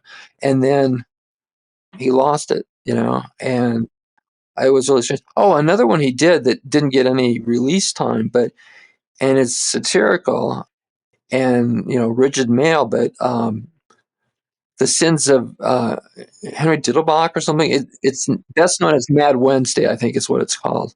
But that's another one that you could put in the screwball comedy. Well, and does Unfaithfully Yours fit in there? I know he did that one after. Yeah. Okay. That would be another one. And again, very much dark comedy. All the Rex Harrison's imagining how he's going to kill his wife, who he thinks is having an affair. Yeah, right. And which did not do well at the box office. It was dark comedy just was not working for critics or the public in general. I mean, there were exceptions. Arsenic and Old Lace would be, but generally speaking, it took Dr. Strangelove for people to finally commit to, Interesting. I mean, everybody. I mean, Chaplin did Monsieur Verdoux, and Unfaithful Years, and it just in the 40s you just couldn't do dark comedy. It was harder, yeah. Well, let's jump to one of our fantasies. I Married a Witch, directed by Renee Clare. Wallace Woolley, a descendant of the Puritan Jonathan Woolley, is set to marry the wealthy Estelle Masterson. However, things take a supernatural turn when Jennifer, a mischievous witch burned at the stake by Jonathan centuries ago, returns to seek revenge. Accidentally falling in love with Wallace after a love potion goes awry, Jennifer uses her magical powers to sabotage his wedding and political aspirations. As Wallace finds himself drawn to the enchanting Jennifer, he must navigate the complications arising from his newfound love. Veronica Lake and Frederick March are a bewitching duo in this delightful romantic fantasy directed by Renee Clare. So this, I mean, you mentioned kind of the fantasy. We talked about Topper a little bit. We're definitely getting a lot of that here as far as expanding screwball comedy beyond what you would say are kind of like the traditional settings in the real world. How does this kind of show how screwball comedy is evolving here? Well, in a way, it's almost like it's expanding the idea of the anti-hero through the ages, because we go all the way back to the Pilgrims, and then we go literally to the 40s and all the hip dialogue for the 40s and things like that. But I have to put a plug in here for, he was writing it, and it was finished by somebody else, but it's based on a novel by Thorne Smith. And he wrote the Topper, the first Topper film. So, I mean, the connection is just amazing. But yeah, it has all the key elements that we've talked about, except we're in kind of a fantasy mold here along those lines. And it was, again, it's during the war, it comes out in the 40s. And again, Veronica Lake, who's in Sullivan's Travels too, she had a very short shelf life, but she was a major pinup girl during World War II, and with the peekaboo hairstyle and everything like that. In fact, one of my favorite screwball comics from the war years is The Major and the Minor, which Billy Wilder did. Right? Yeah. Yeah. And there's a footnote about her in that particular film too. And again, another reason why Preston Sturges is so important to Billy Wilder was the fact that he did the same thing with Paramount. He co-wrote the screenplay, and they paid him, but I think because of guild rules, I think they paid him $1 to direct the Major and the Minor. But it was a smash hit and classic screwball comedy. But yeah, I Married a Witch. I just think it's fun that we go into, I mean, you can have a fantasy, any kind of genre, but I think fantasy seems to just work so well with screwball comedy. And I think part of the reason is screwball comedy is kind of like otherworldly, otherrealmly, almost cartoonish in a positive way. But I like the idea that it's sort of, the last book I did was on kind of combining film comedy with print humor. And I like the idea in that particular film. We should set it up. Veronica Lake is a witch, and back in Pilgrim times, she curses the Willie family that he'll never be happy in love.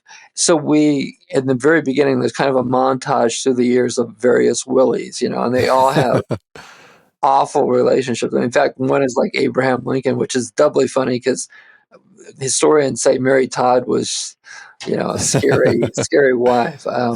So anyway, I like that we've always had these anti-heroes, and there's always been these battle of the sexes, that kind of thing. And the men have often, taken it on the chin sort of thing. Another backstory to that, it shows the international nature of the genre too, because I was going to bring that up because René Clair is French. Yeah, René Clair is French, and when he got out of France when it was occupied, he stayed a while in Great Britain, and he did a really good screwball comic called The Ghost Goes West, where Eugene Pallett, as this wealthy American businessman with no culture, but he buys a castle, and it has to be relocated to Florida, and so I'm taken apart. And so the ghost, Richard Donat, you might know best from the 39 Steps, the Hitchcock film. But anyway, so The Ghost Goes West. But he made a classic screwball comedy in England in, 35, 36, something like that. And then he ends up doing another classic. And he's sort of under the wing of Preston Sturges. Preston Sturges is kind of running interference for him and opening up things at Paramount for him for doing I Married a Witch. So I think it's just a delightful script and story, and having a crush on Veronica Lake and it fitting that screwball template. Yeah, you just can't go wrong with that. And it's very popular with my students because the special effects are a little hokey and stuff, but my students love them. Because a lot of my students are in production and working on special effects. And so they kind of, it's like, oh, they were doing that kind of, they have an affection outside of the genre just for how it was put together. Well, I think there's something that especially students now can appreciate when they see practical effects and how it's done in a way where it's not just all done on a computer. And the fact that people would actually come up with ways to make a broom fly across the room or whatever it is, but just the simple types of effects that they were working on and coming up with. I think that can be exciting for people to see that there were ways to do it before computers came along. And something else comes to mind. Veronica, like, her character becomes mortal and stuff, but her father is, I don't know what he's going to do to her, but he ends up in a bottle of whiskey or wine or something corked in there, and then they make a big effort to show that he's never going to get out of there. But we need to mention that, and this might be part of the reason why in the 40s they were a little bit, screwball comedies a little too loose, but screwball comedies are like nonstop drinking. Not always, but oftentimes. And that's why if you haven't seen the original Thin Man, it is they drink a lot. they put away a lot in that. And most screwball comedies, there's a lot of drinking in them. And I was lucky enough when I was a really green professor a zillion years ago. Actually, I was a graduate student. I had my mentor wrote a bunch of letters of introduction, and I went out to LA to get info for my dissertation. But I got to interview Pandro S. Berman, and he's the one that teamed Fred Astaire and Ginger Rogers. He gifted me with all kinds of information that he took me out to lunch, and he was a prince of a guy. But he basically said all of the Fred and Ginger films from the 30s, not Barclays of whatever in the 40s, the last one, but the vast mass of the films, he produced them as if they were all screwball comedies, yet set to song and dance. And I thought that was like a brilliant kind of insight, because they're all rich, famous people, la-di-da settings, escapism, the whole kind of thing. And then getting back to the alcohol thing, he was very close friends with Gregory LaCava. And he said he remembered going on the set of My Man Godfrey, and he said it was like going to a cocktail party.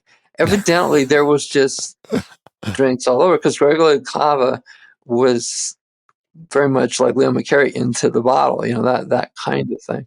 So that might seem trivial, but if you see enough screwball comedies, there's a whole lot of drinking. And even Arthur. I mean, Arthur is so funny because Dudley Moore, and I know it's not politically correct to say this, but he plays the most amusing drunk, and he's so witty, and he's poignant in it too. He goes, that line about, he says, we don't drink for this, we drink because we can't have this, or something like that. But he puts a very poetic handle on why he drinks so much. Well, and you see that, like you're saying, through a lot of these films that we're talking about. It's not just the Thin Man and stuff, but you see a lot of people drinking a lot and getting drunk, and the actors having to act drunk quite a bit over the course of these films, where you're really getting a sense of that lifestyle. It becomes like part of that rich lifestyle. They're so rich they can just drink all the time and not have any worries. They don't have to work. They have to deal with hangovers in the morning. That's the roughest thing they have to suffer through. In fact, I think that's one of the physical comedy gags in it might be the second Topper film, but I think Topper, who's the lead title character, I think he's drunk and passed out, and I guess that would have been Joan Bennett and Cary Grant, but that would have been the first one. But anyway, they have to fix him up because he's going to appear in court, and he's still not awake, really, kind of drunk. And so they're kind of taking him into the courtroom, but they're invisible because they're ghosts. They've passed away at the beginning of the film. But it's the funniest thing. He's just sort of shambling along, and he's not really awake, and and you're seeing his hair being combed, and it's like, where's the, So the drinking, the whole fantasy element, it all kind of goes together, Yeah, right. Totally ties in.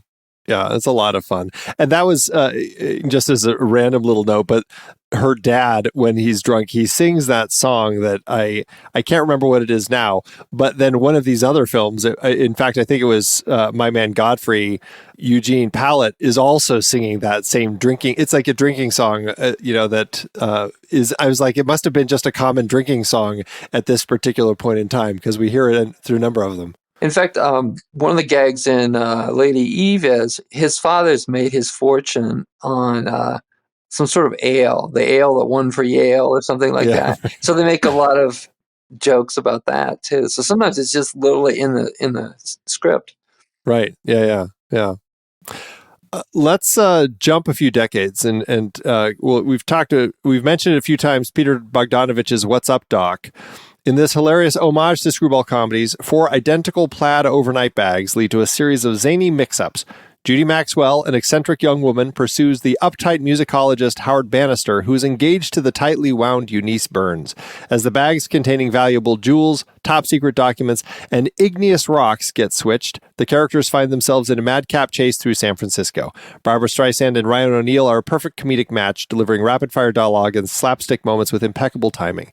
Directed by Bogdanovich, this uproarious farce pays tribute to the golden age of Hollywood comedy. Here we're jumping a few decades, but we're also kind of seeing how screwball comedies have evolved and kind of continued.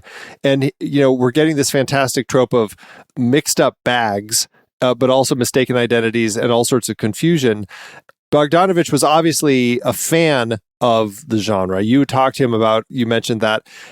How does that play when it comes to making an homage to it, but also genuinely actually making a screwball comedy? Because I think there can be a line separating the two, but I think he somehow masterfully does both quite well.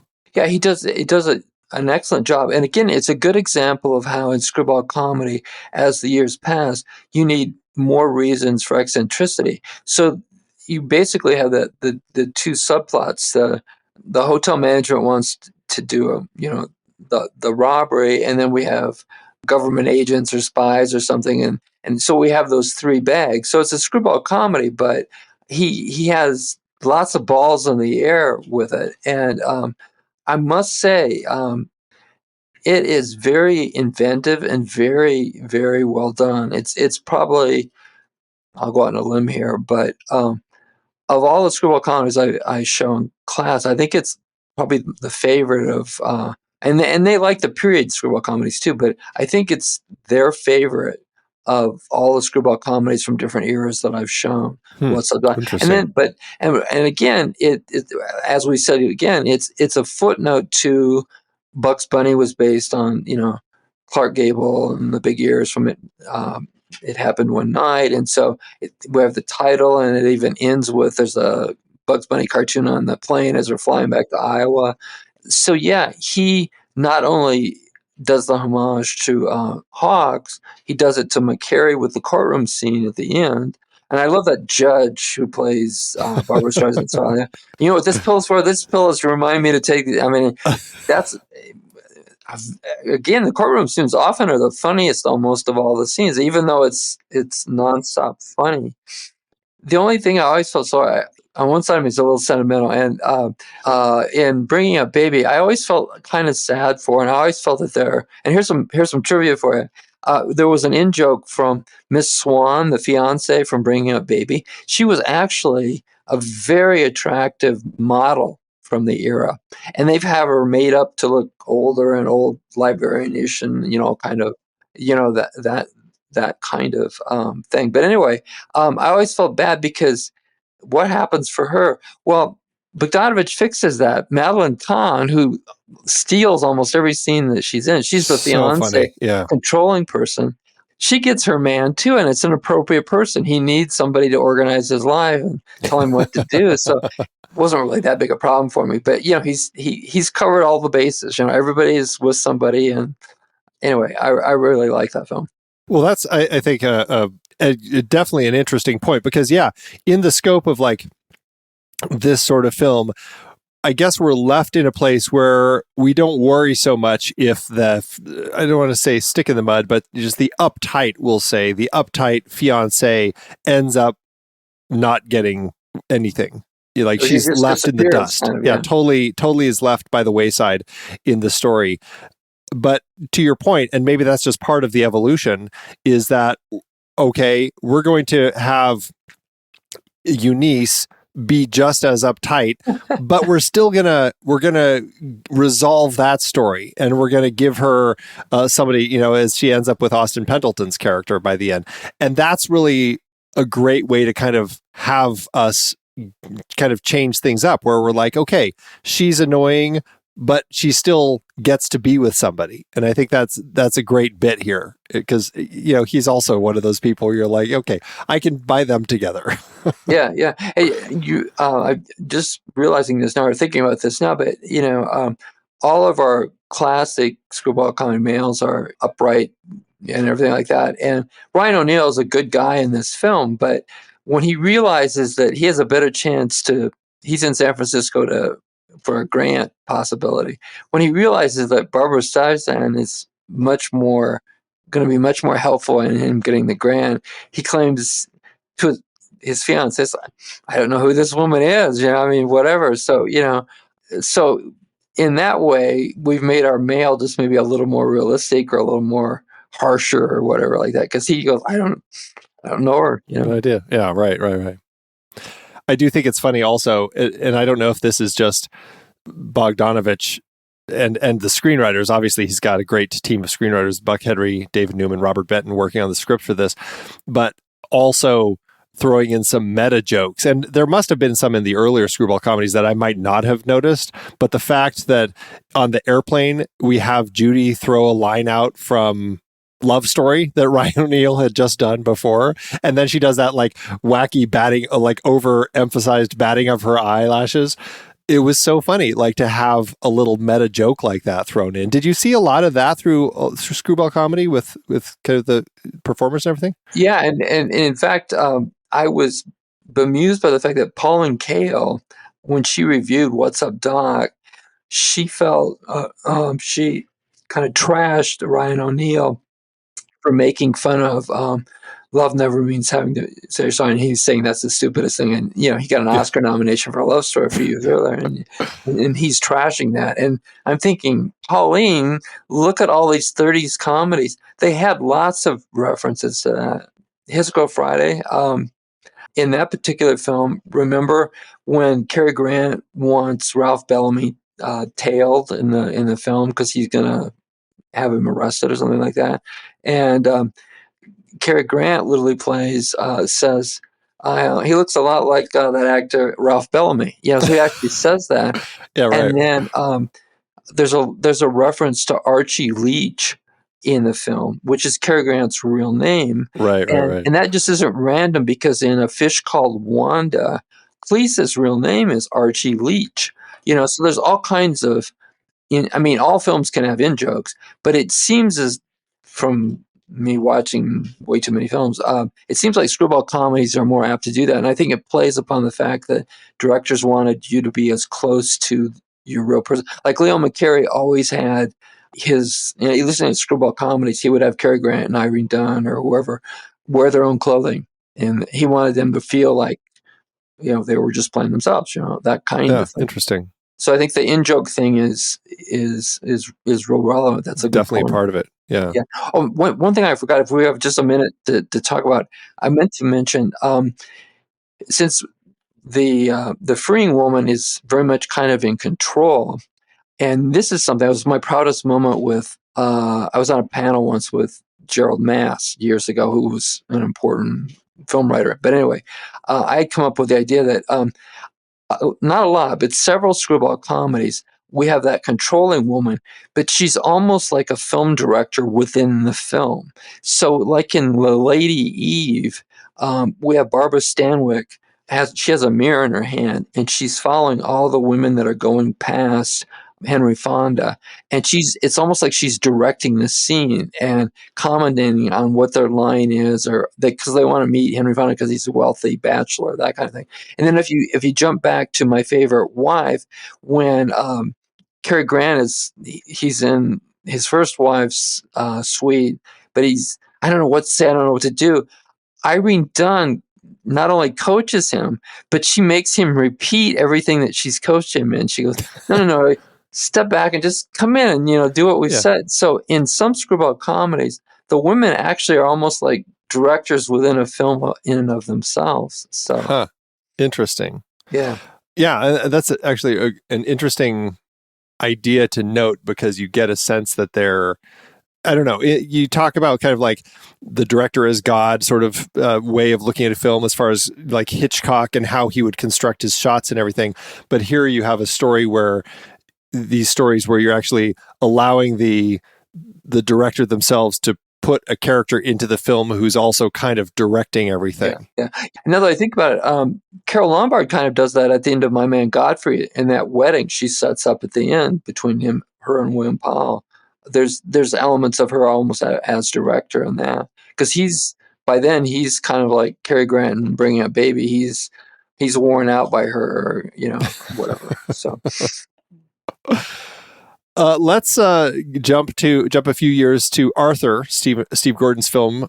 Arthur Bach, a wealthy and perpetually drunk playboy, is set to marry the proper but boring Susan Johnson to maintain his inheritance.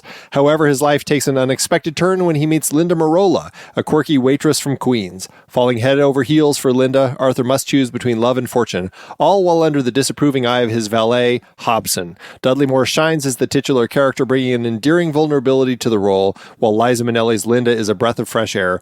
And of course, John Gielgud's dry wit as Hobson, of course, earned him an Oscar for Best Supporting Actor for the film. Which embarrassed him. He did not like getting this for that particular film. Yeah. That's amazing. Yeah. Well, it's a very heartwarming and humorous tale of love and personal growth. Definitely, we're talking about the alcoholism and just like the massive drinking that people do in these films. Oh yeah. But also, we're getting kind of like this flawed but very endearing character, very well off, doesn't really have to do anything in his life, has lessons to learn, I guess we'll say. But what are you seeing in this particular film by this point as far as any updates to the genre for the contemporary audience?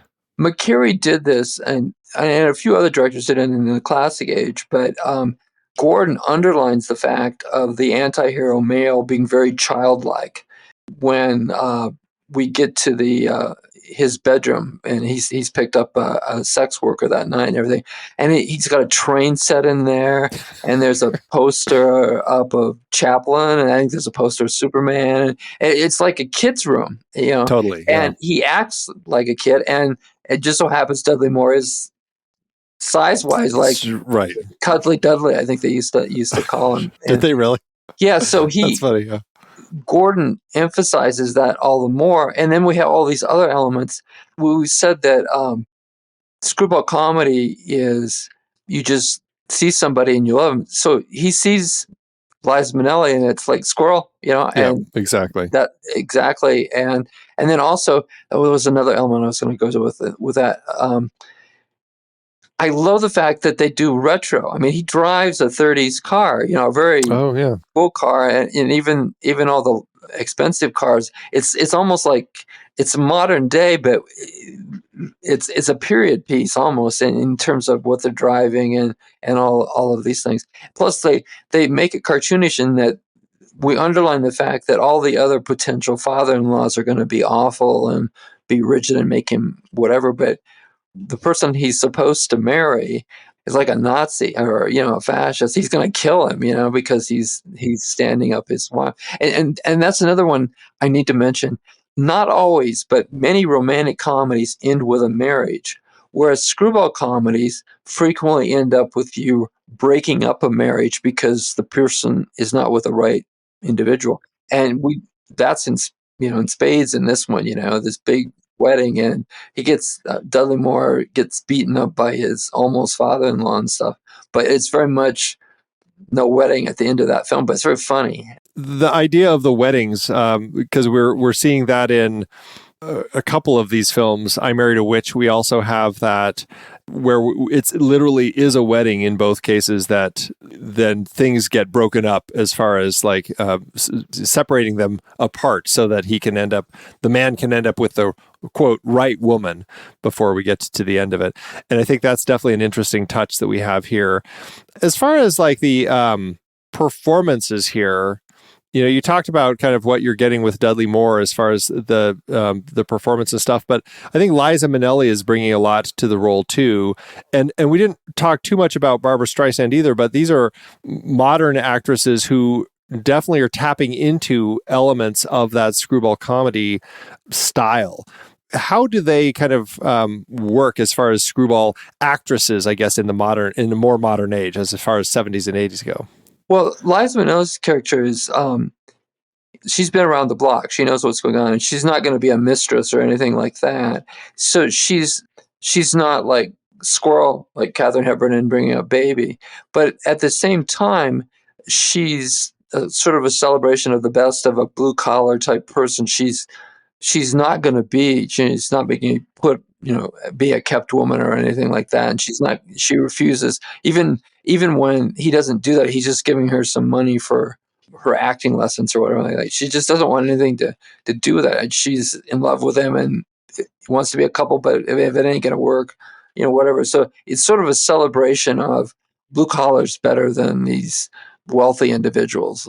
So there's that aspect of it. And Barbara Streisand's character, I love her. I love her in that, but I hadn't really thought about it in terms of in terms of like the 30s. She's almost more the ditzy kind of. I mean, she's been to all these colleges. I mean, she has all this knowledge, and she's so eccentric, and she's always causing things to happen, and then walking away from them, innocently. So she, I think, is more in the tradition of what we would call Carole Lombard, or more recently Goldie Hawn type eccentric characters. Yeah, and kind of the Katharine Hepburn Bringing Up Baby, obviously, because the patterning that Bogdanovich did out of that. Yeah, no, I enjoy them so much. I think it's fun to see.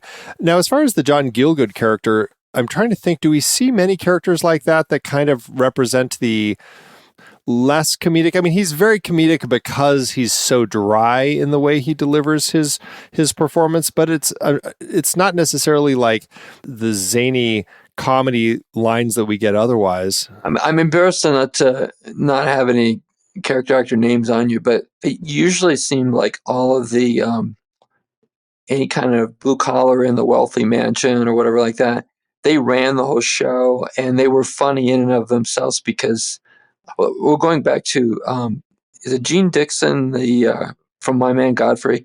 Is she the she works in the kitchen and is one of the servants? Oh yeah, is that? Yeah, and she's funny in and of herself, but Molly, she never says that like comedic stuff. But it's like, are you still here?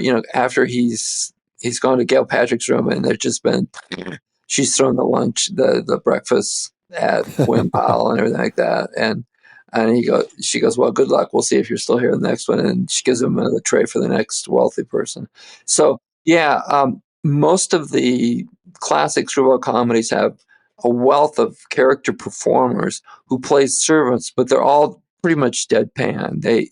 In fact, I needed to mention this, and I haven't mentioned this, but screwball comedy is the first type of overly comedic couple films where the main characters are the comedic ones.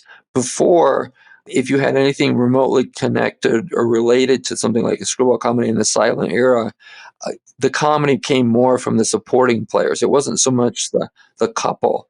And with It Happened One Night, we've got that brilliant scene when they're imitating being married. And again, another black eye on, stereotype of what a marriage is like and everything, when they're trying to kid Claudette Colbert's detectives who are trying to track her down, the runaway princess, so to speak. They play it straight, but because they play it straight so effectively, they're funny. That actually ties into You Can't Take It With You, going back to that one again, because again, that couple is the more serious one, and it's her family that is all the crazy eccentric ones. So yeah. Oh, and I should put a footnote with this, because I find it zany now because we're so into comedy, but Bringing Up Baby at the time was not a commercial hit. Howard Hawks, his theory was, I just made everybody zany, and I shouldn't have done that. But back in the 30s, the feeling, even among comedy writers, was you can't have 90 minutes of funny. You have to break it up, And now the same thing with Duck Soup. It's the best of the Marx Brothers films, but there's no. And McCary did it, so I'm pro that, but it's very tight. There's nothing extra, and I think one of the reasons it wasn't a big success then is he cut out Harpo playing the harp. He cut out Chico doing the comic stuff on the piano and things like that, and he cut it to the bone. It's just all funny, and films like Bring Up Baby, Duck Soup, they're brilliant, but they're more for our era. They anticipate us wanting just nonstop comedy. We just want it all the time. Whereas back in the day, they sometimes felt, even the comic writers, that, okay, we need to catch our breath here. But yeah. Well, even today, I think you see that in and it could be, I don't know. I think Hollywood has gone through so many different periods as far as like what a screenplay needs to look like, as far as the act structure and, the character arcs and all of that. And I think in today's screenplays, even in the comedy films, I think they feel like, well, we have to have this, but we have to have this beat here where it's the serious contemplation or whatever the case may be, to kind of like have a screenplay that fits the correct mold. And I think that's perpetually a struggle that you have with screenwriters who feel they have to fit the mold as opposed to just writing something that actually works, or producers who ask them to even come up with something like that. Yeah, good point. Yeah. Let's talk about Carl Reiner's All of Me. This is Steve Martin and Lily Tomlin. Roger Cobb, a lawyer, and Edwina Cutwater, a wealthy eccentric, find their lives intertwined when Edwina's soul accidentally enters Roger's body after her death. With Edwina controlling the right half of his body and Roger the left, the two must navigate a series of hilarious misunderstandings and awkward situations. Steve Martin delivers a brilliant performance as Roger, seamlessly portraying the physical comedy required by the premise. Lily Tomlin shines as Edwina, bringing her trademark wit and charm to the role. And Carl Reiner directs with a deft touch, balancing the film's fantastical elements with its heartfelt exploration of love and self-discovery. So we're going back to the fantasy elements in screwball comedy here, and kind of the tropes of kind of role reversal, plus a lot of physical comedy here. I don't know. I guess the fantasy lets it be a little more innovative and unconventional. I think that's one of the things that I enjoy so much about this, because in a story that is dealing with kind of identity and romance and everything, I feel like that still is being subversive with the way that it's portraying everything. Yeah.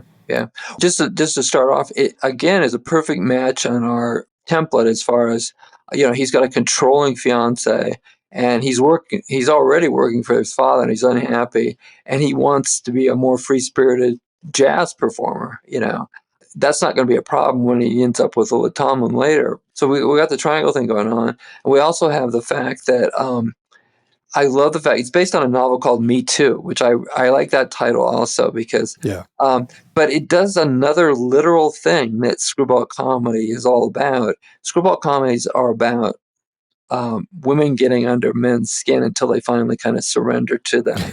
And she literally enters his body, and then it's a throwback to the past because that Thorne Smith, that novelist I mentioned that was like the topper guy and I Married a Witch, he did a film called Turnabout. He did a novel called Turnabout where this couple get in a fight and they have some sort of statue in their home that they don't know where they got it. They just know it's ancient, whatever.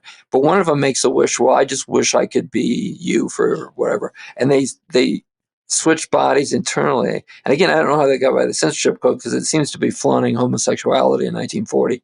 But it's if I was to write an article or something about this particular Steve Martin film, I would have to mention Turnabout from back in the Golden Age because they do a lot of the same things because a lot of the jokes are he's inadvertently acting overly effeminate when she's inside and she's trying to act like a tough guy. She spits and she does something with her nose and things that kind of gross like that. So it works on so many levels. And Steve Martin I'm a huge Chaplin fan, and nobody does it better than Chaplin.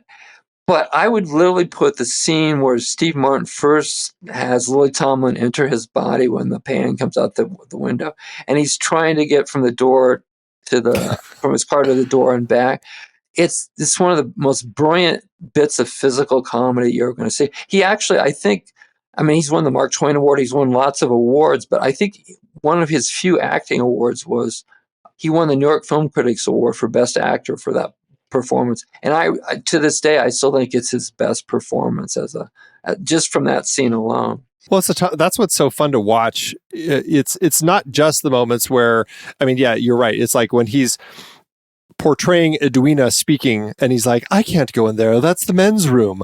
Like, that's perfect. But it's also like, it's a very singular, he's just the one character coming out. But that moment that you're talking about is brilliant because it is literally him acting as if two different entities are controlling each half of his body and essentially trying to figure out how to move again. Right. Yeah. And that's what makes it so funny because like, even just like getting his hands up to do the different things and the way that he's portraying everything. I mean, it's impeccable. And it's just Martin at his best. It's so funny to watch. So yeah, I agree. It's really, it's top notch. And then we had the footnote to McCary with the lawyer bit. I mean, he literally is a lawyer. We are in court a lot, and stuff like that. So yeah, it has, to me, everything going for it. And then another kind of, we were saying that they kind of play variations of themselves or stuff like that. I love the extended ending when they dance, and eventually we see Lily Tomlin in a mirror, and because what's her name, Victoria Tennant is the Victoria, right. Yeah. A future wife and then divorced. And ex, but anyway, that's kind of a variation on a sketch he had done with Gilda Radner on Saturday Night Live a few years before. So it's almost a footnote to just his personal life, and then at some point in there, I think he even says "excuse me" or something like that. One of his catchphrases went in his stand-up and stuff like that. So it definitely is a kind of a variation on, what he was known for, just as a general comedian. But and another point, the controlling fiance who he's working for, his birthday present is a tombstone, an ancient relic from Africa from millennium, and there's nothing that says rigid better than your dad. Here's a tombstone for your birthday, Right, I know. So it's like they checked off everything. I mean, I know they didn't, but I mean, they seem to have checked off all the things we've been talking about. Yeah, no, they did.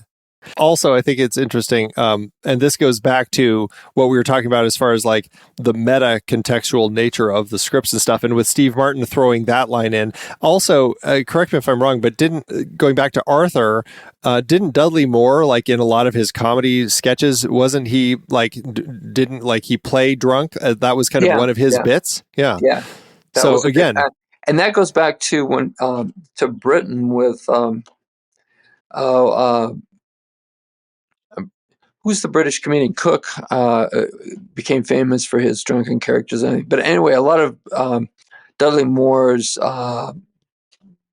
comedy career in England before he made it in America involved working with some of the Monty Python people and some Marty Feldman and people like that. And one of his sketches was a drunk. And for that matter, that's almost like American TV in the 50s and 60s. Every character.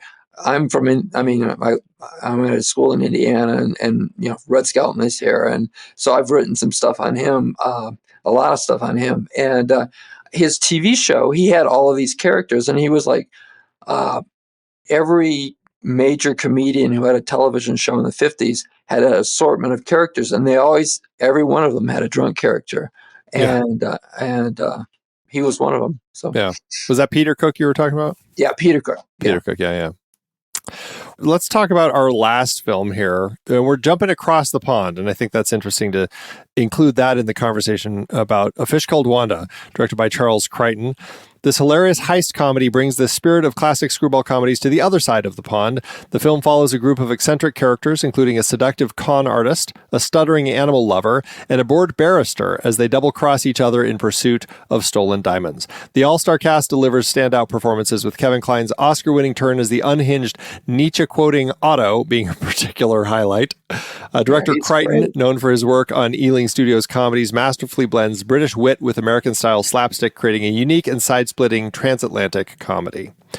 the Ealing Studios background that Crichton brought, and then working with Cleese on the script, who of course came up from like Monty Python and everything, crafting this script, I think there's an interesting element that they bring to this. Multiple countries, we're getting the Americans, we're getting the Brits and the views of each other. But then we're also, aside from a screwball comedy, we're also mixing a heist film into this whole thing. Yeah, it's doing that kind of compound genre thing, and we've got the courtroom thing with Cleese being a barrister, and we also have he actually picked out the director from Ealing Studios, because Ealing Studios were known for dark comedies for American viewers and listeners and everything. Probably the best example, the Coen brothers did a remake of Lady Killers. Yeah. So again, it brings us back to the fact that screwball comedy is close to dark comedy. There's all kinds of cartoonish dark comedy in it when our Monty Python character is trying to kill the dog, and it seems like a Wile E. Coyote kind of sequence every time he's attempting to do that. And in this case, it's instead of it's a controlling fiance, it's a controlling wife. And Jamie Lee Curtis, we're never really certain, even at the end, if she loves him or isn't. But anyway, she's obviously a free spirit, in terms of a person opening things up, and then it's much more sexually open than the other ones, because any foreign language seems to just get her aroused along those lines. So yeah, and plus dealing with stereotypes, and I say this in a positive way, but because they mock themselves too. But British males are supposed to be the most uptight, stiff, whatever. And Hugh Grant used that wonderfully in the stuff he did with Richard Curtis, because he was real inept, anti-hero, stiff type. And Cleese is very uptight, at least in the beginning, too. Sometimes you can't transfer a genre to another country. But I think in this case, you might also say that's an improvement on the stereotype of the rigid male kind of thing. Yeah, no, it really is. And playing with all the different the tropes and everything that we've come to expect and everything, even the meta nature of it in just little things. But I love the fact that Tom Georgeson plays George Thomason in the film. Like, just what a weird thing to have the character like named that way. After the character. But also, this particular group had so much fun that they would go on to make Fierce Creatures. And there's a bit where John Cleese's character says to Jamie Lee Curtis's character, whose name is Willa in that film, he says, "I love you, Wanda. I mean, Willa." Yeah. And it's just like, they continue finding ways to find meta jokes that, are appreciated the more you know about everything else going on around them. Yeah. The multiple subplots, and again, I was talking about the dark comedy kind of thing, but it almost has a film noirish quality to it because she's quite willing to get rid of any male in sight. I mean, she's essentially kind of a gold digger. And then another satirical thing that they do is Richard Curtis does this too in his films, but he always portrays American women as sexually free spirit, we'll say, in a diplomatic kind of way. So it gives you the screwball comedy from another country's perspective, which follows the template. I think that there's a nature, especially as, again, here we're getting British filmmakers, British writers crafting a story that involves the Americans and the Brits. We're moving across the pond, so we're taking a lot of those screwball elements that, again, this is a heist film, so it's a little different, but still like different class and everything. Because even though it's not like the class that we're seeing necessarily in screwball comedy, which were just upper class often, here we're getting criminals, not necessarily upper class, but even there you have the criminals, and then you have Otto, who is like kind of so far below them, but thinks he's so high above them because he reads Nietzsche and everything, and he speaks Italian, but it's only saying things like rigatoni. He's like just saying any word that he's seen that happens to be Italian without necessarily knowing any of it, which is hilarious. And of all of them, I guess John Cleese, who's just kind of, like you said, the standard British man, very kind of stiff, upper crust, has the quiet life with his family where he and his wife rarely say words to each other. But I think that becomes kind of the class becomes, it shifts a little bit, but we're still getting a sense of class, right? Yeah, we really are. And I need to mention that there's a scene in Lady Eve where Barbara Stanwyck's character is just torturing Henry Fonda about her past love life and everything like that, but she's pretending it isn't true. And then in Four Weddings and a Funeral, the leading lady, I'm drawing a blank on her name, but tells Hugh Grant, Andy McDowell, telling her past love life, but it's real, So it fits perfectly in with this loose Jamie Lee Curtis and her sexuality in A Fish Called Wanda. So there's a consistency there in terms of Brits and their images of our stereotypes. Yeah, absolutely, and their own stereotypes. Yeah, they're definitely having fun with all of that. Yeah. Well, let's take another break, and we'll come back and we'll chat a little bit more about Screwball Comedy, where it's gone from here, and all of that good stuff.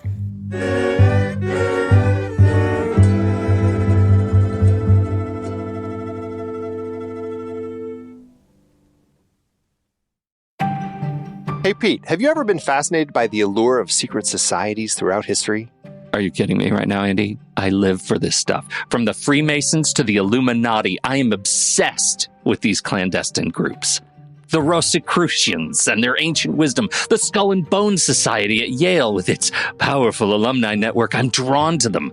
There's something about how they offer this exclusive access to hidden knowledge. They totally capture my imagination. It's like they give this sense of belonging to something greater than oneself. Wow, sounds like you're looking for one yourself. Do you even need to ask? Where do I sign? How much blood do I have to give? Are there any required tattoos or brands involved? Is it my first or second born that they need? Well, what if I told you that there's a secret society for film lovers right here at the Next Real Family of Film Podcasts, all proud members of the True Story FM network, and you don't have to give any blood or either of your kids? You've got my attention, Andy. What can you tell me about this cinematic brotherhood? When you become a member of the Next Real Family, you gain access to a treasure trove of exclusive content, early episode releases, and a community of passionate film enthusiasts who share your love for movies. It's like being initiated into a secret order where you're privy to the inner workings of our shows, including the Next Reel, the Film Board, Movies We Like, Sitting in the Dark, and CinemaScope. But Andy, as a member, will I unlock a world of bonus content from extended conversations and behind-the-scenes insights to exclusive pre-show and post-show discussions that expand the conversations about the films we love? Why, yes, the true power of this secret society lies in its community. As a member, you'll join an exclusive group within our Discord community where you can engage in clandestine conversations with other passionate film fans in our members-only channels. But what about live recordings, Andy? The sacred rituals of any good cinematic order. Will these episodes be scheduled in advance so that members like me will know when to gather around the virtual pyre in real time via YouTube? Ah, yes. Perhaps the greatest secret of all is that by becoming a member, you're not just investing in your own entertainment, you're also supporting the tireless work of our independent creators and helping to keep the magic of cinema alive and well. So if you're ready to join this elite group of film lovers and unlock the secrets of cinema, head over to truestory.fm/join. For just $5 a month or $55 a year, you will gain access to a world of exclusive content, engaging discussions, and a community that shares your passion for movies. Head to truestory.fm/join to sign up. Andy, I can't wait for you to welcome me into the inner circle of the Next Real Family of Film Podcasts. I'll see you in the secret chambers. Now, when do I get my ring? Well, we don't actually offer rings with your membership. Tattoos or brands? When can I do that? No tattoos. Secret handshakes? Tell you what, you and I can come up with our own secret handshake, okay? No, I mean, at the very least.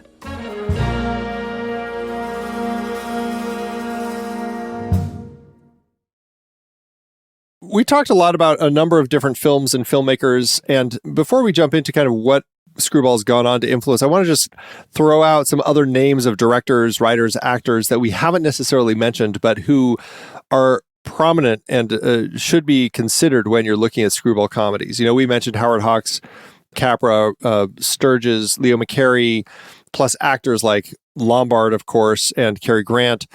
As far as other directors and filmmakers, are there others that their unique styles kind of fit well with screwball comedy that are certainly worth bringing up?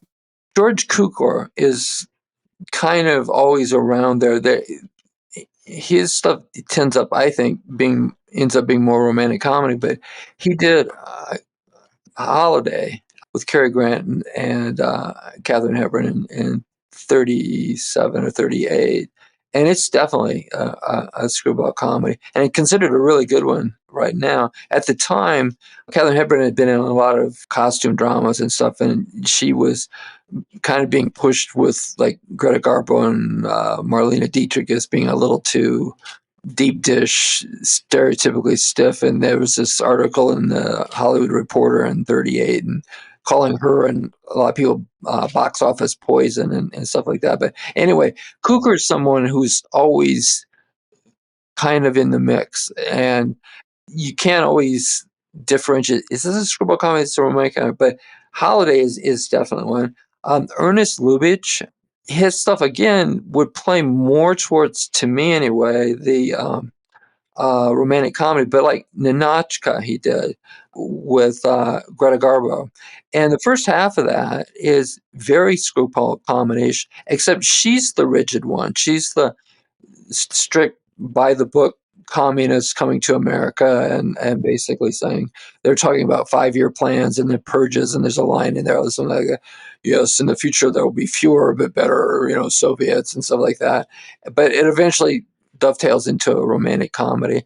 And Trouble in Paradise has a lot of those particular elements of screwball. It's enough free that I'm uncomfortable calling it a screwball comedy, but Lubitsch is definitely somebody in this. And then that Mitchell Lyson did a lot of great screwball comedies, but he was the one that Billy Wilder and Sturges and a couple other screenwriters were always trashing because they weren't making the films that they had written. But his name is still on some really great ones. My favorite one is a film he did in 39, I think, called Midnight. Oh yeah, just watched that one. It's with very funny. Don Amici and Barrymore and Claudette Colbert. Claudette Colbert.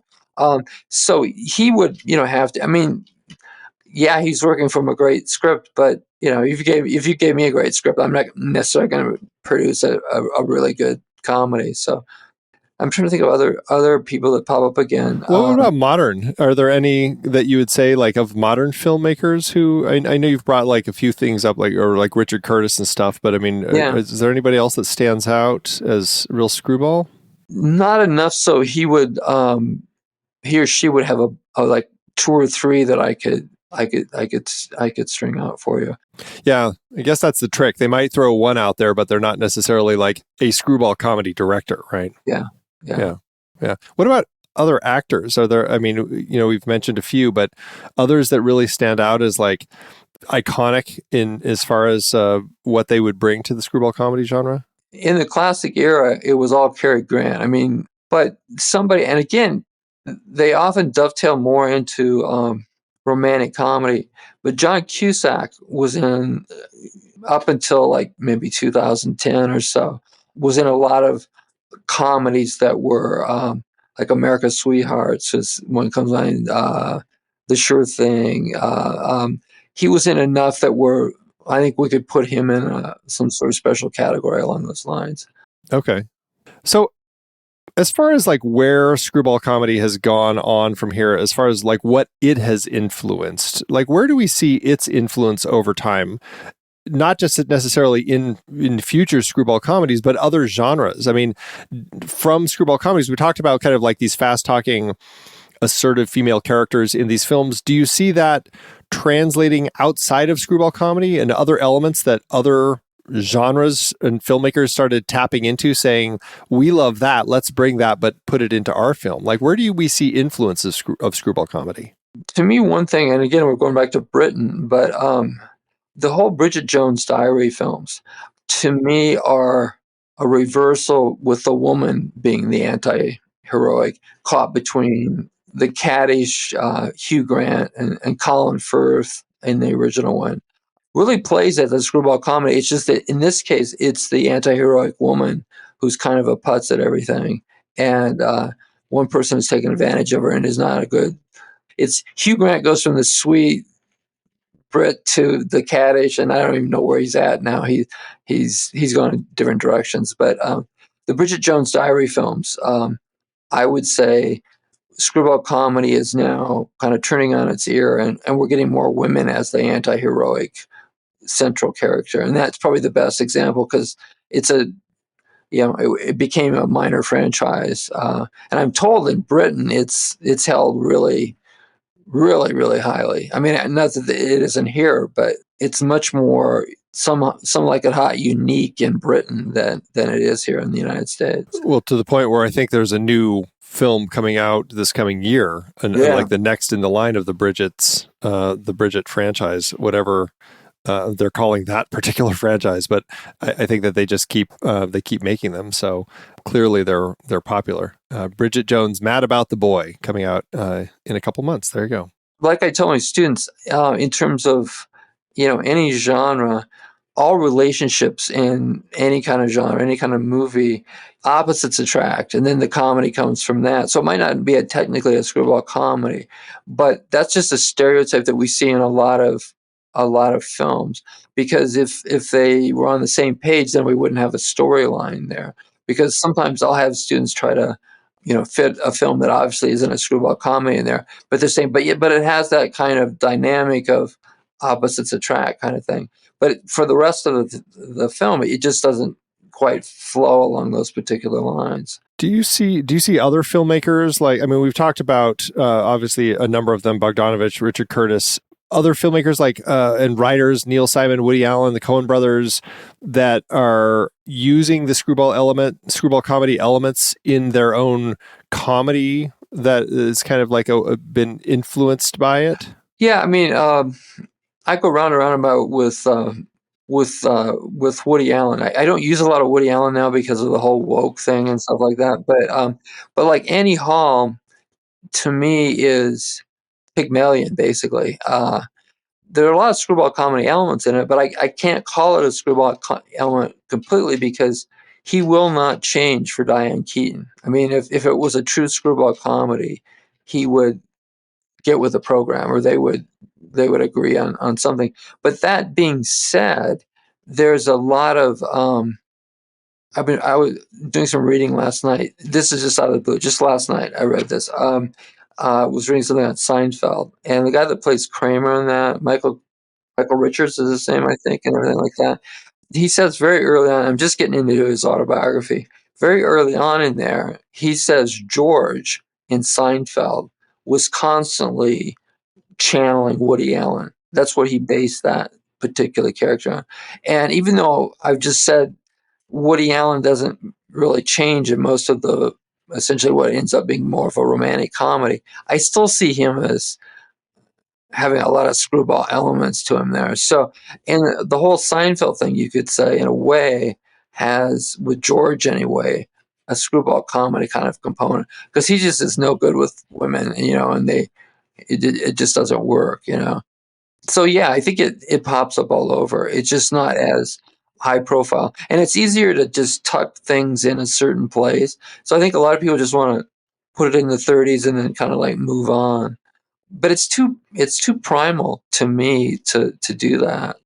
Last but not least, just I want to chat a little bit about like issues that we might find with screwball comedy, as far as like, it does feel like as a subgenre it was progressive in some ways, but at the same time there was some relying on some stereotypes. There was some limited representation. Granted, it was also the era in which it was made. But do you feel like, are there elements that end up, as we look back, that just aren't aging as well because of those sorts of things that, I don't know, maybe that's part of the evolution. Like maybe we're moving past those sorts of things in today's versions? I think it's always kind of a sticky wicket when you get into the battle of the sexes thing. especially since we're in such a woke community now. And I always have to, when I teach screwball comedy, I have to couch everything in, a controlling woman and a free spirit. I have to negotiate that very carefully along those lines. But I really do believe you can get deep dish in your study of humor, and the basic formula for screwball comedy, that act of you have to be a little eccentric to get along in this world. If you take everything seriously, or if you try to make sense out of everything, it isn't going to work. And I think that's probably the greatest gift Screwball gives to us. And in fact, I wrote an article because I got tired of hearing this. The TV show Seinfeld is supposedly based on nothing. It's just like minutia, or everything like that. And the 20th century anti-hero is based on minutia. I mean, that was the whole thing. The world got to a point where awful things were happening. We had the Depression, we had World War II, we had the bomb, and then, everything.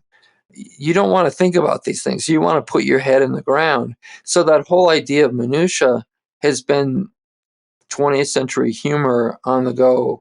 It wasn't something that Larry Edwards and Seinfeld made up for Seinfeld in the 90s. It is about minutia, but the whole 20th century, at least when you deal with the anti-hero, is about minutia, because that Cracker Barrel populist Will Rogers type, he couldn't solve the atomic bomb, or there's no.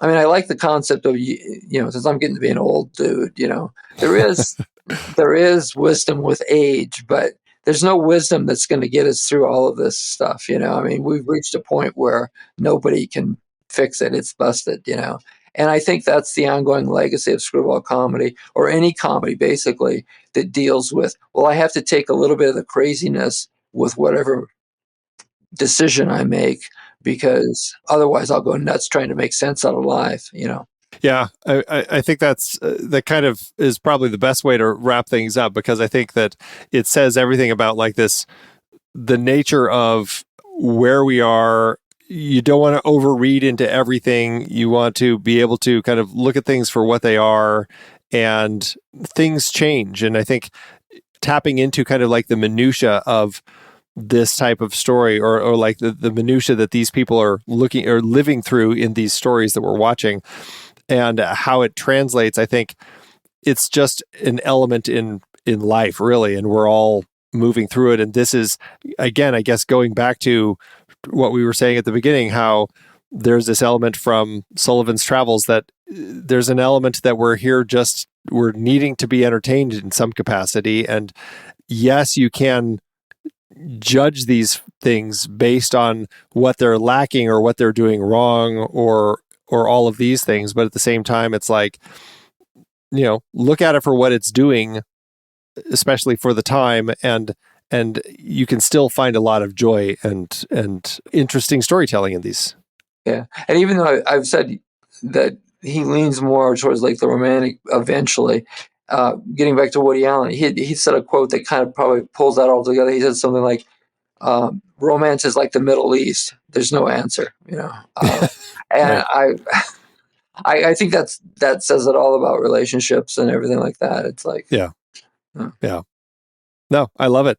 Well, I mean, Wes, thank you so much for being here to this lengthy conversation about screwball comedy and its history and these particular films and more. I mean, it's been a wonderful conversation with you. Thank you so much. Well, thanks. Thanks for giving me the opportunity. I hope I was up to what you wanted. So. Oh, it was wonderful. It was absolutely wonderful. As far as finding you, if people want to learn more about you or check out your books, is your website the best place to go? I think it's just wesgehring.com, right?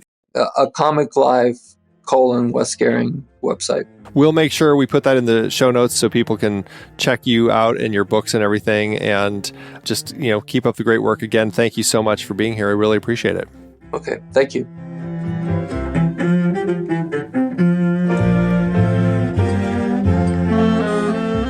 Now, I know normally I tell everybody at this point what we're talking about next month, but instead of that, we have a surprise we're going to kick off the new year with. That's right, next week I'll be dropping a bonus episode of more Screwball comedy.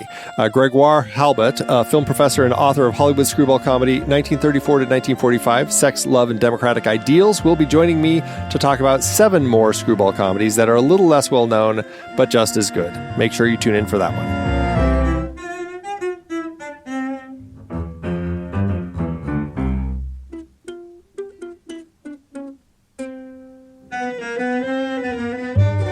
Thanks, everybody, for joining us on CinemaScope, part of the True Story FM Entertainment Podcast Network. Music by Orcus and Ziv Grinberg. Find us and the entire Next Reel family of film podcasts at truestory.fm. Follow us on social media at The Next Reel, and please rate and review us if your podcast app allows. And as we part ways, remember, your cinematic journey never ends. Stay curious.